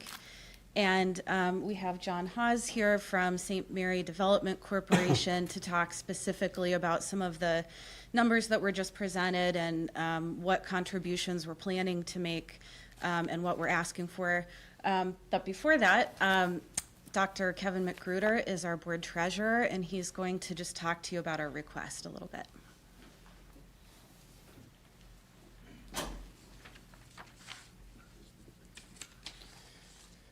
So as you've heard, Home Inc. is requesting a waiver of the tap fees for the planned senior housing development in order to maximize the competitiveness of our application for the low-income housing tax credit funds and to better meet their criteria for cost efficiency. The value of this reduction, as you've heard, would be $40,500. What will the village get in return for this? The benefits will far exceed the costs. First, if the low-income housing tax credit is approved, the senior housing development will bring $10.5 million of economic development to the village, representing a significant return on investment. Secondly, the development is projected to pay real estate taxes of $50,000 per year.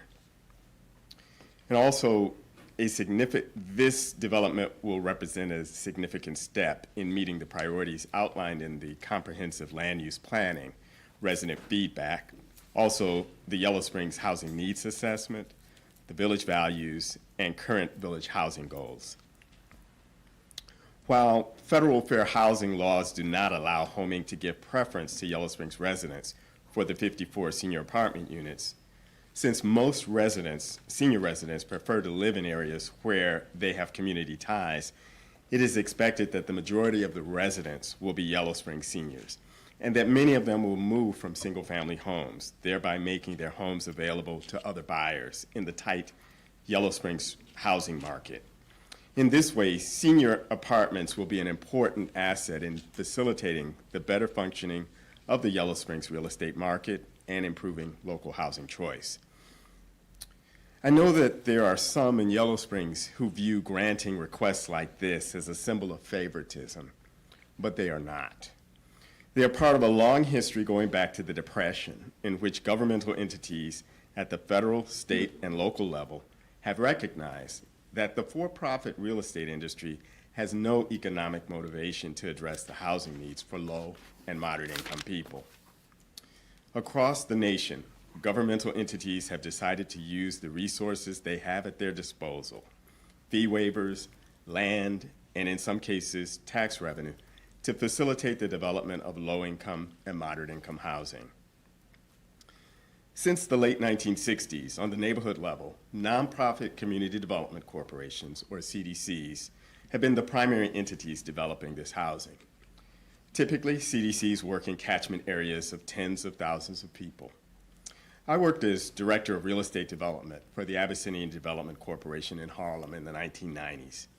In that community of 300,000 people, there were 5 or 6 other CDCs, or roughly 1 CDC per 50,000 people. Yellow Springs is unique. Most communities of our size do not have CDCs. Even larger surrounding communities don't have CDCs. We exist, Home Inc. exists because of the dedication of volunteers in the early years of our existence, the strong philanthropic community that is in Yellow Springs, and the commitment of the village government and the residents to support housing for low and moderate income people. The fact that we are the only CDC in Yellow Springs is not a sign of favoritism. It is extremely unlikely that our community would have the financial or human resources to support a second CDC.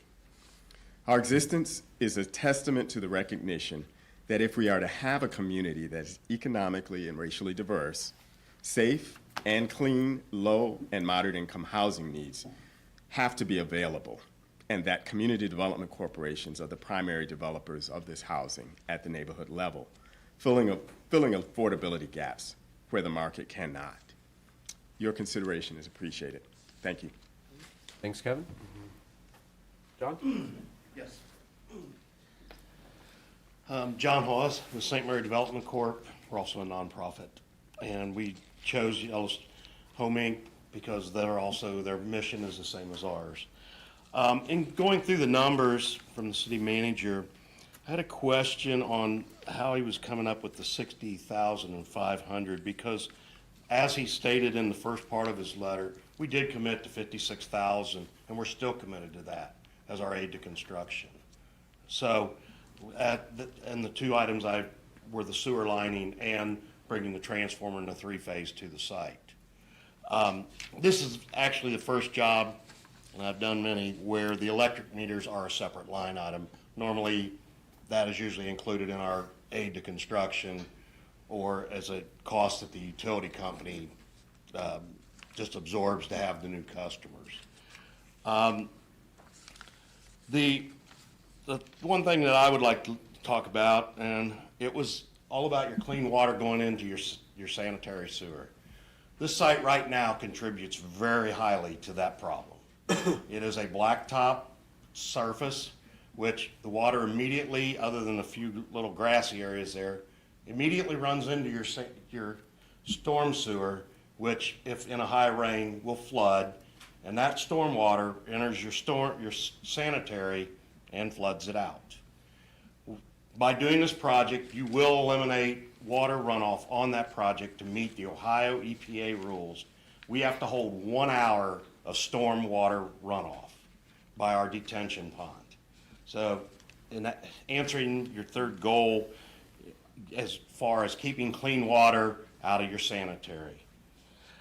And listening to your goals that you had, number 1 was very interesting. We will help in producing the senior housing with Home Inc.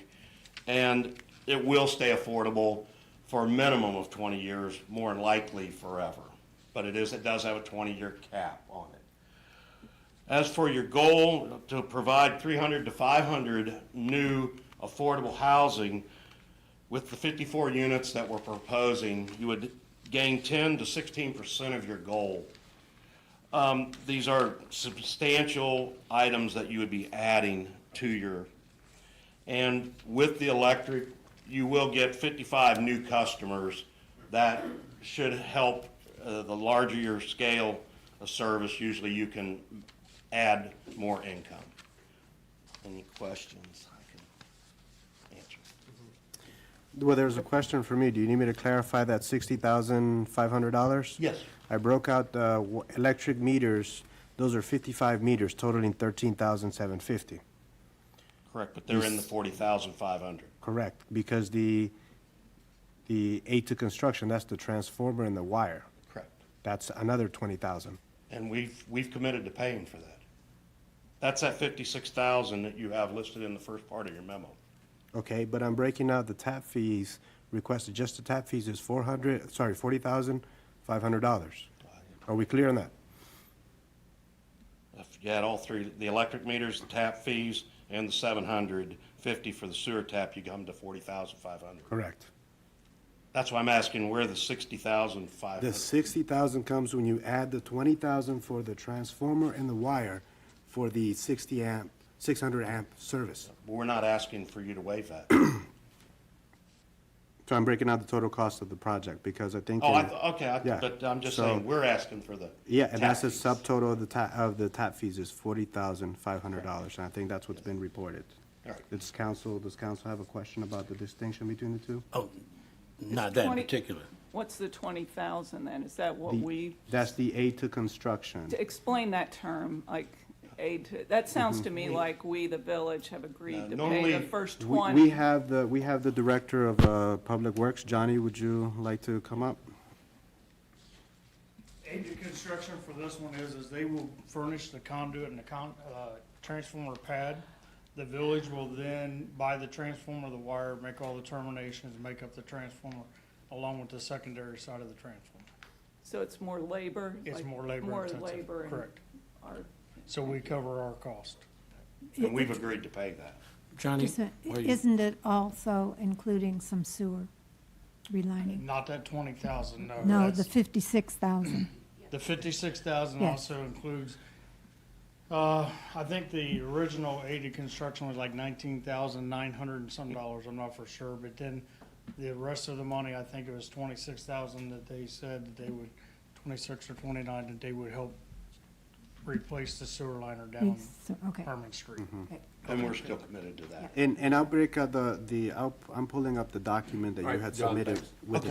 with the $56,000 reference. You, in your exhibit submitted to council, the tap fees and aid to construction have been combined as one. So I'm looking for that document that was submitted because I think it's important that we make the distinction between tap fees and aid to construction. Your $56,000 combined tap fees and aid to construction in one of those line items. So I'm looking for that document. Okay, do we have other I have a questions or question for comments? Johnny. The stormwater coming off that site right now, I'm not sure exactly where it drains, but I don't think our storm, if there is a storm sewer, which I don't think there is not tied into a sanitary. There is not. It canal. runs down the ditch line all the way down to the golf course or the solar field for Antioch. Thank you. Johnny, why are you there? How you doing? Good, good. So the 20,000, or I forget the 20,000, but the 600 amp, I mean, is that the right size? Have you been involved in those conversations? I have been involved in it. I have disagreed since day one that 600 amp three-phase is going to power 55 units. I'm not an engineer, but going by experience, that it does not seem enough to me, seeing as how they do not have gas going to the site. It is strictly electric. Is this apropos to what we're being asked about? If the size of the service increases, the aid to construction increases. Okay, but if Because they're it not takes a asking larger for that. transformer, but they've only committed, and I think it's a 15% increase, but if that service goes up significant, the wire size goes up, the transformer size goes up, the connections go up, and it costs more money. So it is pertinent to the discussion. It may seem on the peripheral, but there'll be more money, expenses on our part if this sizing is not right. Correct. And let me answer a question. Normally aid to the construction does cover the meter, but it's also normally a three-phase meter with primary metering, not single-phase metering. So aid to construction for different things in town that we've done has primary metering. They pay for it. It's 1 meter for one building, not 55 meters for one building. So therefore, we got a tap fee for residential. It's $250 per meter. And then a sewer tap fee, of $750, that's what a single homeowner would pay as well, Correct. right? So there's already a huge break that a 55-unit Correct. facility is paying the same as a single homeowner. Right. Thank you. And that is based on a 6-inch. All the information and the numbers that you've been given is based on the information that I've been given. So they're basing their tap fee on a 6-inch. They're basing their water on a 6-inch fire line and a 3-inch domestic line for that building. But if the aid to construction did go above 56,000, the village isn't committed to paying that additional amount, right? If the aid to construction goes above 56,000, we would, according to the document that I read, that they would cover 15% more than 56,000. Other than that, it would be the village's responsibility. Really? That's on their documents. Well, I have the document in front of me, and this is in page 23 of 29-page exhibit that was submitted to council. In section 9, they itemized the infrastructure costs, and I'll read it as is stated in the document. The development team is committed to collaborating with the village to meet its housing goals and will absorb the following infrastructure cost. Required aid to construction, $29,000, of which $10,000 for the water meter, $19,000 for the transformer. Second bullet point, off-site infrastructure improvement, $27,000 to reline the sewer. Imagine the sewer line they're talking about. The total commitment, $56,000. So in this document, what you're proposing to cover your aid construction is combining what is a tap fee, the water meters and that access, and the $19,000 for the transformer, which is an aid to construction expense. Can you read the last part of that, about the 15%? Yes, the paragraph continues. The development team is committed to incurring the off-site infrastructure improvement costs for the project, which would normally be the responsibility of the village. We understand the numerous infrastructure improvements the village is trying to prioritize currently. The development team will budget for the $56,000 estimate and can commit to covering all expenses so long as the total expense do not exceed 15% of the original estimate once actual costs are determined. Does that ring a bell? Yes. So I also want to be clear about my position that I stated in the memo is I'm looking at my fiduciary responsibility to those enterprises that will be foregoing the revenue. This is not a position on the validity of the project, the impact it would have on the project. I have a responsibility a duty of care for those municipal enterprises. and I'd like, can I say? Okay. Please. I'd like to look at this as how we can work this out, as opposed to if we will work it out.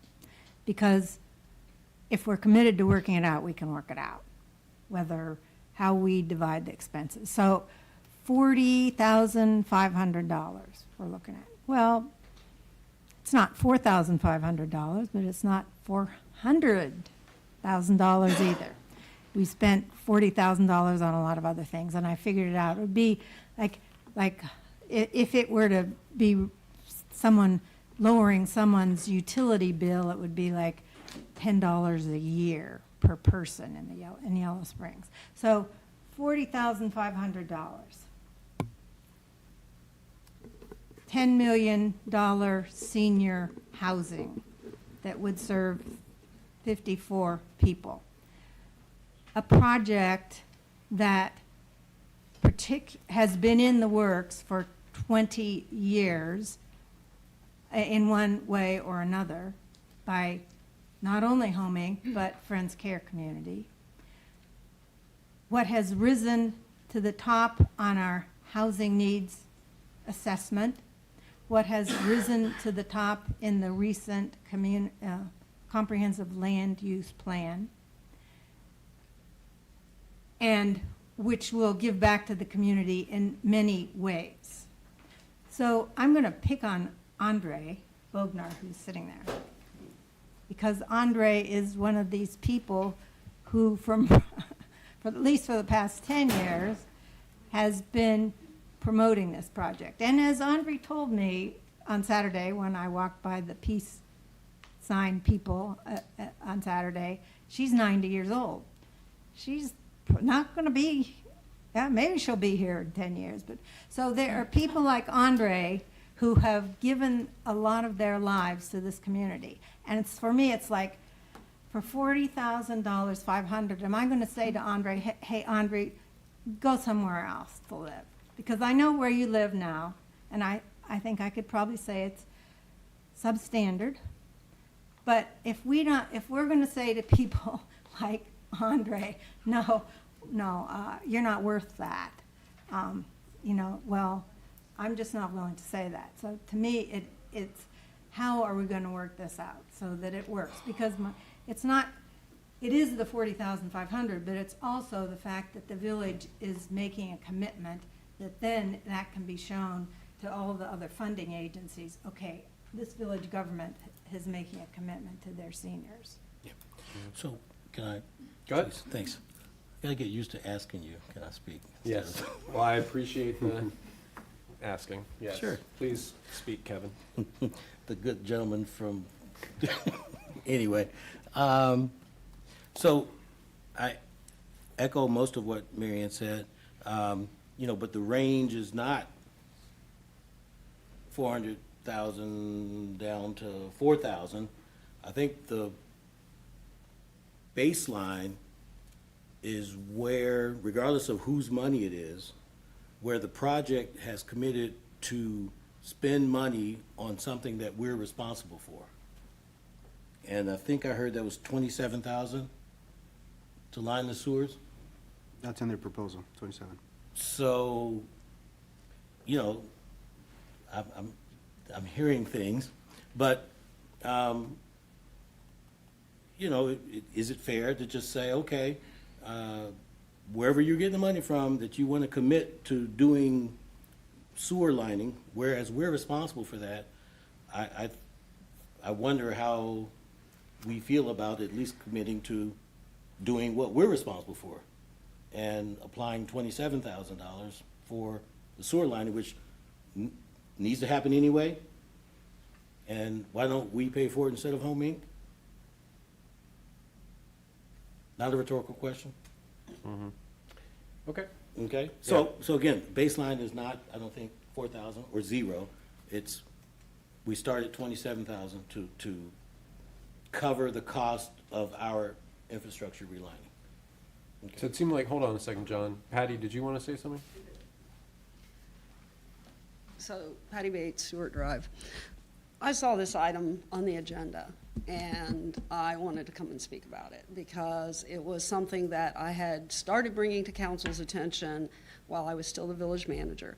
Let me first start by saying I absolutely, wholeheartedly agree that we need permanently affordable housing in this village and that we need affordable senior housing. Absolutely agree with that. It'd be great for folks like Andre to be able to stay in the village, to downsize, for the residents they're living in to become available for a small family or a larger family. I went through a lot of hassle myself trying to find the appropriate home when I came to the village, so I know how hard this is. But the village cannot continue financially to give all of this money away to Home Inc., to all of the other things. They're all worthwhile. Don't get me wrong.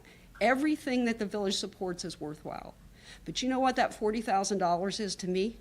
That's 2 blocks of sewer relining.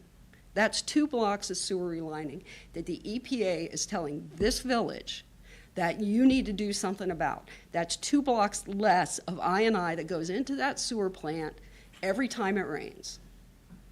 That's what that $40,000 says to me. And I absolutely support what Josue is trying to say here. Because at some point, everything has to be prioritized. And I absolutely agree that this project is important and is going to provide an important need. I may disagree a little bit on the projected income that's going to result from it for a couple of different reasons. And I will say that municipalities do charge tap fees for electric. Private electric companies don't. They give you an aid to construction, but municipal electrics do. Mm-hmm. So you got to think of it in terms of priority And what else would you accomplish with that $40,000? You would accomplish 2 more blocks of sewer relining, because they just gave you the cost for 1 block as 27. Okay. Thanks, Patty. All right, so first, a couple things I want to, I guess, clarify, and then I guess we've got to make a decision about if we're going to continue the conversation. When do you guys need a decision about the TAP waiver?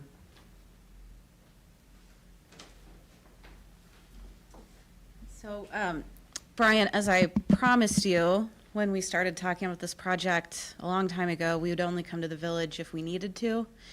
And we exhausted multiple other avenues to try to get all of our outside leveraging sources. We're still exploring a couple of them, but the application is due on February 15th. So I don't think there's another council meeting prior to Right. the application. Okay, so we need to But decide. that's the reason for the timing. Okay.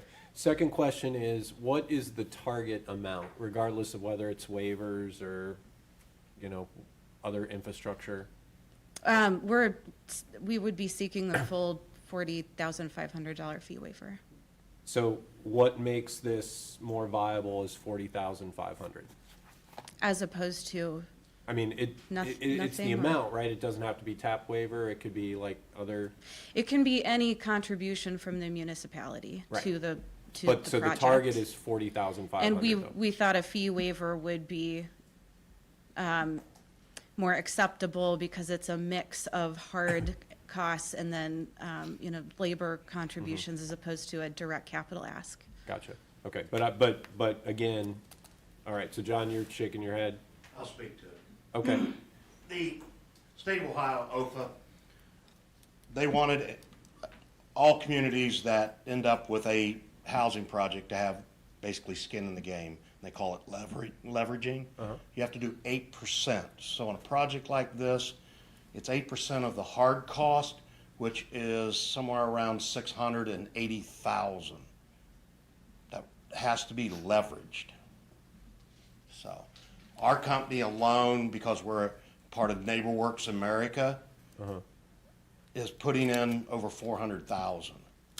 So we promised not to come back, but the state of Ohio makes the rules, and we have to play the game in their court. so you're saying 8% of 600,000? No, yeah. 8% of It's of the 10.5 hard million. cost. Oh, okay, Yeah, of 6, I think it's 750,000, 750,000 and 8%. It's I'm not doing it in my head quick enough. 7 million point something, Yeah, 7 million, 7.5 million. almost 8 million. Yeah. all right, So- well, all right, so here is the challenge, like, a lot of things are getting conflated right now that I don't want to get into. For example, like, I'm not really buying that the village just automatically has to pay whatever is overage on readiness for service. I mean, maybe I'm wrong, but I guess I don't see where we signed anything. So that, to me, is like a confusing part of this discussion. So, sounds like we need to make a decision tonight, and so I guess I just want to understand what the amount is, because if we can get there, but there's a way that's more palatable for the village, that's why I'm asking about this amount. So, I mean, is it 40? Or, yeah. Okay, I just want to make sure I'm not, I just want to make sure I'm not missing something, because, Kevin mentioned, like, maybe we'd put that 40 towards something else. I don't know. I would say we would gratefully accept any amount, but it would go farthest if it's the full tap fee waiver of 40,500. Okay, But I mean, we wouldn't say no to, right, but that 40,500 could show up covering a different part of the project, is that right? it could be a direct capital contribution, but it has to be to support the project. Gotcha. So Okay. like, I don't know if it would work to pay for the off-site sewer relining unless it was shown that it was necessary. I mean, we'd have to explain it in a way that it, Gotcha. Right. Okay, that's helpful, thanks. yeah. Okay, Suzanne, you wanted to say something? Okay. Council, Clarifying question, the off-site sewer relining, is that because the project itself is hitting sanitary that's already cracked and has issues. So it's, in lieu of putting in a new sewer line, that was going to be the requirement just to get that in. So, thank you. Well, I didn't know about, may I? Yes, please. So I didn't know about the 8%. I mean, I didn't know that, all that math, but it just seems to me that with all of the housing-related goals and infrastructure-related goals, I guess if I were to simplify it, you know, we can talk about infrastructure right now and do something soon. We can talk about housing right now and do something later, just because it takes longer. You know, so we have to talk about both of those things as well as everything else that we talk about. But for us to be committed to those things, I think we should anticipate that we have to contribute something to those things, both to the infrastructure and to the housing. You know, I don't think we can get to wherever the magic number is, 300 houses or 100 houses. I don't think we're going to get there without contributing something somewhere along the way. No, we're not the builder. We're not Bob the Builder. But I think we should be contributing something. Again, 8%, that's a nice number. So I think it shows our seriousness, and this is by no means, no disrespect to anyone sitting here. I think if we're serious about reaching towards or moving towards these housing goals, we need to contribute something. I wish we all could go out there on a weekend and build a house. That's probably not going to happen. You know, but what we do have the power to do, I suspect we do what we can that's not going to completely kill us, you know, that gets our partners closer to that goal. Big P, small p, doesn't matter. You know, and whether it's Home Inc. or Joe's Construction, you know, we need homes. Ultimately, I mean, to Marianne's point, every time we look at it, we need homes. We need certain types of homes. And we have an entity here, a partner here that's willing to do the heavy lifting. And in the grand scheme of things, 8% is not a lot. So in general, you know, I support what Home Inc. is doing. I think there's a solution out there to keep them going and make their package profitable, because I believe at the end of the day, that's what we all want. Okay. Lisa? So this is an extremely difficult consideration for me, because I was very much and am very much in support of this building happening, and voted in favor of it, voted in favor of the $60,000 over 2 years commitment that we made to Home Inc. And that can feel it, you know, sort of in my heart and in my gut when Marianne says that a consideration of possibly saying no to this is to tell a person that they're not worth it. Because for me, that has not what it has to do with at all when I sit in this chair rather than when I'm sitting at home, like laying awake at night thinking about this. But I spent a lot of time since I came in council. I haven't been in council for very long, just 2 years, but I've spent a lot of time learning about the finances of the village. And I worry about those a lot. And in particular, I worry a lot about the right sizing of those accounts. And I understand what Josue means when he says he feels this fiscal responsibility. And part of it is the timing of this request. I mean, we just finished, or at the end of the year, we did so much budgeting work. If we had known about this then, maybe it could have been different. Then we had a retreat. We spent hours in this retreat planning, talking about what we can do, and, you know, kind of got settled. We're trying to be as fiscally responsible as we can, and now this request comes. And I know it's an important request for Home Inc., but I'm very worried. It's like when I think of the village as like a big house. So I think about my own house and I say, oh, wow, I would like to, you know, do something, but I just don't have the money. You just can't do things that you can't afford. And I don't think we can afford this. So that's what I'm struggling with. And it gets very difficult for me to blend how I feel about the merits of the project with what I see in the accounts. So that's what I'm struggling with. Laura, did you want to add anything? I come from a different perspective. I have said publicly before this project even went to Planning Commission, when it was proposed, that 54 units was too many. The size for this 1.8 acres under our current zoning is 28 units. And and Planning Commission did not pass a waiver of that. They sent it on to us. It was a split vote, and they sent it to this council. A variance often is 1 or 2 units, or 3 or 4, or 5 or 6. This is over double the size of what that lot should be holding. So from the start, I think it's because the tail's wagging the dog. The source of funding is telling you how many units you have to put. If it told you 10-story building, we'd have a 10-story building, because that's the grant funding source.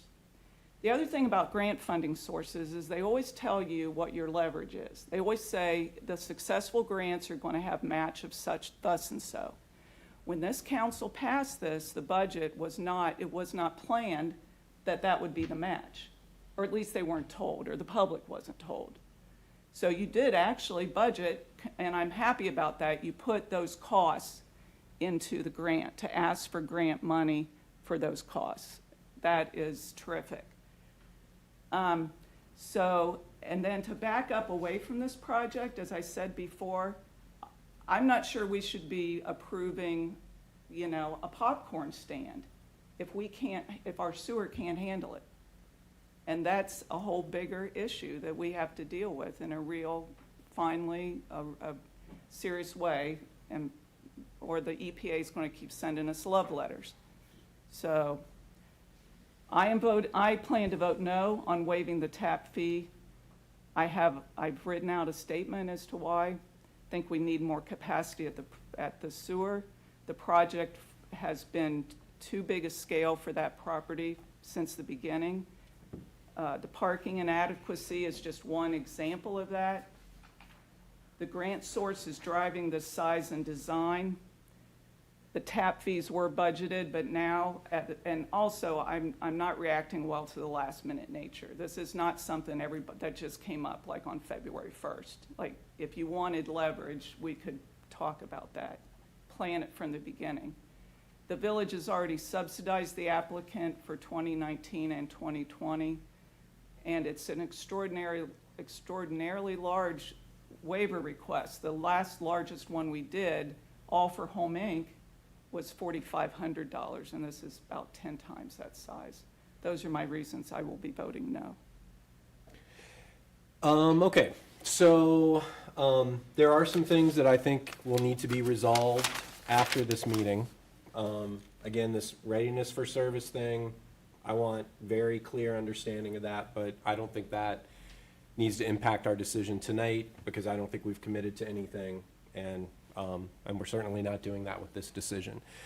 So I look at a couple things. All right, first of all, we 2 years ago made a strong commitment, our number one goal, affordability, and right underneath that is housing. And I feel like, as long as I've been on council, we've been building towards this.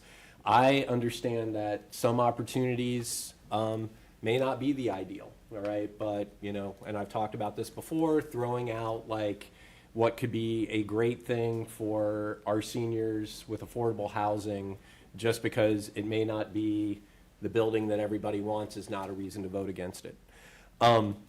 Ultimately, while I share some of the concerns about timeliness and whatever, I also have to balance that with the opportunities that we have. And so I see a couple ways that this could go, and why I think that what Mary Ann said about, like, let's look at how we can make this happen. We have a lodging tax that we got this second year of $58,000. If this is really a matter of like preventing us from doing infrastructure improvements, then I would encourage us to take it out of the lodging tax. We haven't put it anywhere else. But I think that If this just comes down to, some of the things we want to do infrastructure-wise, we've got other funds that we can move into water capital, all right? Sewer capital, whatever. So, yeah, I guess I see communities of all sizes all over the nation going out of their way to try to resolve these affordable housing issues. And I think that is what our values are about. I think that's what our goals are committed to. And, the frustration in my voice is really more about all these other things that are being conflated that I don't understand why there's not a clear answer to, all right? But I think to cut to the chase, I'm showing my support for this in the vote because I think we can make it happen. I think HomeInc has worked really hard. I think this is, right at the core of our goals. I don't see a lot of other opportunities like this happening. And maybe if we didn't have that lodging tax, I would think differently. But I think that we can cover that at least this year if we need to. It's not something I can see us doing all the time. Yeah, Lisa. So I know that there are members in our community that are concerned about this coming out of the general fund and directly from the individual taxpayers' money. And that their position is that they don't want, part of affordability is for their tax money not to go for this at this point. And so I'm intrigued by what you're saying, that you believe that it's possible to make a commitment that from a financial perspective keeps our utility funds and budget whole by moving money from other areas. And I think I think that that's intriguing. I think we would need to know what we're not doing with that money. There's been a lot of conversation about that Tax, the lodging tax. the lodging tax for around sidewalks and things like that. So I'm swinging, okay? And my swing has a lot to do with where is that money then coming from, and are we sure that we can do that? In which case, from a financial perspective, we're not having that same impact. Mm-hmm. Yep. But I am not comfortable voting yes tonight unless I'm confident that it's not going to hurt our utility funds and that it's not coming from the general fund. Right. Well, I think Colleen can confirm, we have not obligated that 58,000 from 2019. But it is in the general fund, and the general fund is not supposed to supplement any of the enterprise funds. So if these waivers are coming out of basically your enterprise funds, you would have to technically loan it to the enterprise fund, any money coming out of the general fund, which means it has to be paid back. So that's not the proper way of using your lodging tax, because it's already in the general fund. I have another question, Connie. We would be encumbering this money, but the project wouldn't be starting until 2022, I think. So while it would be encumbered, I assume, it's not like it would be being paid out in this fiscal year or even next fiscal year. When it's encumbered, though, it is obligated to the year that you encumber it. Yes, So yes. it would stay as Yeah. in that fund. Okay, so if we wanted to do something with lodging tax that involved enterprises, then we would not put it in the general fund? You could put it as you could put it as a transfer, like we do for the Economic Development Fund, because that's where the source is from. But the enterprise funds are users supplied funds. They're not to be, that's not the proper way to use the lodging tax into the sewer, water, electric. It can go in economic development, it can go for parks and streets. That's how some of the general fund is always supporting the streets and the parks and the economic, but the general fund doesn't support the enterprise funds. It can alone. And then it's my understanding, we can get a better clarification, but that's my 20 years' experiences. I think one of the things that could it be possible, we'll have to explore that, it would be a grant subsidy from funds, non-enterprise funds, we'll have to get that cleared. And I see Laura, Yeah, I think what you end up doing is making a gift to Home Inc., and then they can provide the leverage. That's how you would, because you can use it for that purpose out of the general fund, and you've done it before. John, I saw you making a facial expression there. Yeah, it's very specific in the QAP that it has to come from the municipality or a state agency or a federal agency. There's a number of other agencies, but it would have to come from you into the project, is what it would happen to be. So the originator's still the same? Yes. Yes. The funds are originating from the same entity? Yeah, I'm just telling you how I understand it from OFA. I do not know the, Just because the way you're stating that it has to come from a municipality, the funds are still coming from a municipality, from the municipality to be built. yes, but if it would do secondhand going to Home Inc., because they're partners in the project. See, we're not allowed to put our own money in, we have to use NeighborWorks money. We're not allowed to, we control it, but we don't, it's not in our name. It would have to go into the project, which the project is a taxable entity. A for-profit entity. Yes. So, And so then that raises another issue. Can we give money to a for-profit entity? lots of other cities do it. Just to tell you that almost every project we do, the cities are involved, so. Was there something else we needed to know, Emily? I saw you raise your hand before. No, I was just gonna say, I mean, you could make it contingent on getting a tax credit award in, which the preliminary reservations would be announced in May of this year, and then the final application would be due in the fall. And then we wouldn't even be breaking ground until 2021, construction completion and lease up in 2022. That's the shortest timeline. So if there was, and then I was just thinking that with the QAP, the qualified allocation plan through the Ohio Housing Finance Agency prioritizing local governmental investment, I have to assume that that is permissible because they're prioritizing it and have been doing that for a long time. And we, like, I just want to reiterate and apologize for the late notice of this. Our team got together and we have been trying all these different tracks. As you know, Brian, we met about this a long time ago. We went to the Port Authority. We've been working with different foundation sources. We've been uncovering every rock to try to get this package put together. And this is the final piece. And we're hoping we didn't have to come to you at all. But it became clear that we did. So that's why we're here now. We were hoping to avoid this step. But and then the last thing I would just say is I submitted an economic development incentive application. And that's really, I think, at the heart of where at least we're coming from with this, is it is a significant return on investment.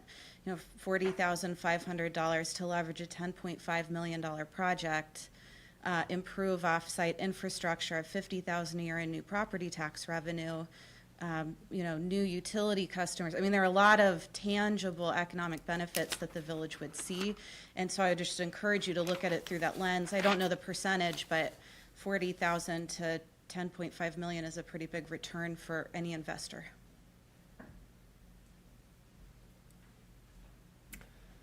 Okay, well, I mean, I feel like we've heard plenty, and, all right, well, I'm gonna do it this way. So I'm gonna make a motion that, we commit $40,500 invested in the project from the, lodging tax monies.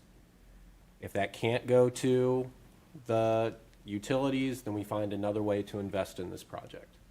So That's fine. Do you want to say contingent on the project being awarded? Sure. Funding being awarded? Yeah, for sure. Okay, I second that. I second that. Okay. All those in favor signify by saying aye. Aye. Opposed? No. Okay. So we've got a 3-2 decision. Okay. And so then, obviously, there are a lot of details to work out, and I want to understand this readiness for service thing that I keep hearing about exactly at the next meeting.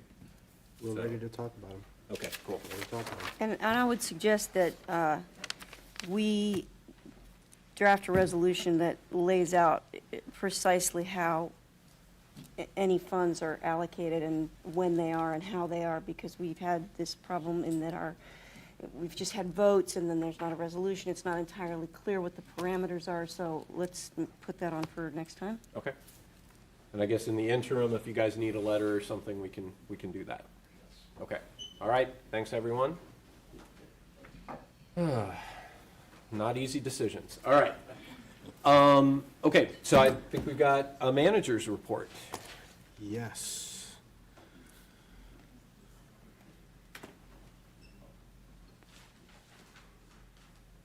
All right, here are project updates. The electric department, we're changing up poles along Dayton Street. A&T is raising maintenance poles along Route 68 and Dayton Street. Is that holes or poles? Maintenance holes, the manholes. Oh, So I've changed the Okay. nomenclature of Okay. the maintenance holes. It's- okay. Person You holes. you know what? I read it that way too. He, she hole. Him, her. Maintenance holes. Yes, Okay. it sounds a lot more, Okay, now I know. Yes. I like it, a lot more cultured. Thank you. What was I? Streets and parks are clearing out behind the skate park, so that's being, we're taking a lot of dead wood out of there and making that space more welcoming. We have a new wayfinding sign installed at the John Bryan Center. There's a picture of that included. We started work on the Ellis Pond project. We initially started the bridge assessment and the project just got really going. So we've got a pedestrian bridge that has been installed and work is ongoing on the equipment bridge. A few details on the equipment bridge. It has a steel backbone to support heavy loads and they're wide enough for our equipment to go through and, couples can walk in tandem across the bridge. And that's over the spillway area, right? Correct, that's above the spillway. And we're grading the access to the bridges so that Okay. they're somewhat leveled. An update on the storm sword, we're waiting on the state for assistance on the repairs. This project's estimated to cost around $336,000. So we checked with the state office and they received their request and they're moving it along. So we should hear back from them in a few months. The Vernay cleanup, the first two paragraphs are updates that I've kept on there just to kind of keep the public informed of what's going on. The new information is that Vernay and TRC were on site on the 29th and 30th doing soil sampling around our utilities. This was done at the request of the village administration with added support from the US EPA. The EPA will be on site tomorrow, the 4th and the 5th, to monitor additional work happening at the Vernay site. The village and the EPA held a meeting on the 29th to make progress on tasks regarding the remediation of the Vernay property. Update, no final conclusion has been made on the memos regarding contamination of the unnamed creek and the gas intrusion. So EPA is still evaluating the memo submitted by TRC and Vernay. The administration will meet with the EPA project manager on February 5th and then again on a scheduled phone call on February 27th. We have also secured a meeting with the EPA project manager, the administration, and the Environmental Commission, and that's happening on the 4th. Other administrative updates, on January 22nd, I led a community conversation sponsored by the McKee Association on key village infrastructure projects.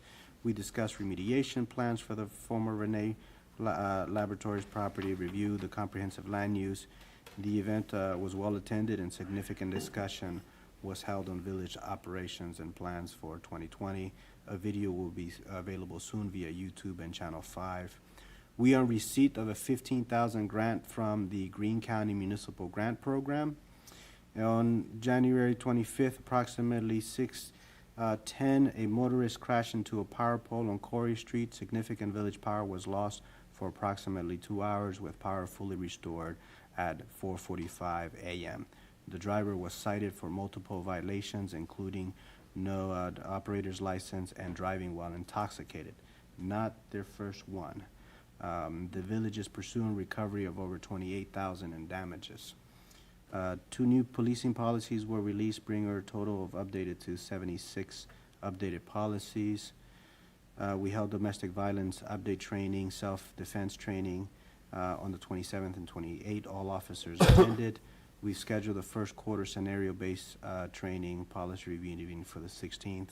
Brian, you had requested that we do these scenario-based training on a regular basis, so we have our first quarter training schedule. Cool. The comprehensive update, we held an open house. It was well attended on the 23rd. We had over 150 participants. We thank everyone who came out and provided in-depth feedback. We have released new documents based on the feedback received from residents. Since the public kickoff meeting on September 25th, there have been efforts to engage the community through focus groups, interviews, public surveys, online mapping tools, and feedback from village boards and staff. There are the general needs and priorities we gleaned from the input we received so far from over 300 stakeholders. The areas that we've identified are those future land use concept. As we think of the future of Yellow Springs, it's important to reflect on the existing built environment and its constraints. This section features draft maps and vision concepts for residents to consider as we think about future development opportunities and limitations. Area vision concepts. Area vision concepts are design exercise used to explore and vet ideas about specific development sites and the areas around them. Various project sketches are developed with the goal of exploring site constraints, solving current issues, and creating thoughtful connections to adjacent property and neighborhoods. Ideas and priorities. Based on the feedback we received so far from the survey, focus groups and stakeholder interviews, the following development ideas were generated. Please review the ideas and prioritize your top 3. All of the information presented at the open house can be found at the page linked below, and it's organized similarly to the open house format. Within each category is a comment box where you can share your thoughts and inputs. I think other ideas should be added. If you think other ideas should be added, please let us know. Please visit our website, sustainableyellowsprings.com/January-open-house. That's the link. So we provided all the documents that are provided at the open house or available on the web. And I can print any of those documents in whatever size you want. We are able to print those maps and vision concept in large format paper. So if you want to hang a copy over your room. That concludes my report. Okay. Thank you. Thank you. Judy? Business as usual. Okay. Future agenda items? I was wondering when we're going to talk about those renewable energy credits again. We're supposed to talk about it at the next meeting. Correct. Are we? Oh, I didn't see it on future agenda items. No, yep, there it is. Oh, there it is. I'm looking right at it. I can't read. Johnny's asked me to move the Public Works end of year report down to March 2nd, so that would come off. And then we would add a resolution regarding the tap fee waivers for Home Inc., resolution 2020 village goals, and a resolution in opposition to the proposed jail tax. Yeah, and I'll get you a draft. Well, yeah, let's make that item. I think we also need to discuss whether it's going to be a letter or a resolution. Right, that's So- something So a I draft wondered if the resolution for resolution, I'm in discussion? support of it, but So maybe it's more like response, village response to the jail tax, and then we can decide. I mean, a draft resolution can certainly be in the packet, but I think we do need to discuss whether it should be a resolution or a letter. Okay. Why does that matter? I mean, if we pass a resolution, then we send a letter to the commissioners, dear commissioners, here's a resolution we passed. Well, that's what we'll discuss. I mean, I what think it's it's- different, but we're already 30 minutes past when we were supposed to finish this meeting. So I think we need to discuss, and if we all agree to do a letter or resolution, or none of the above. So I think if village response to this, we'll cover it.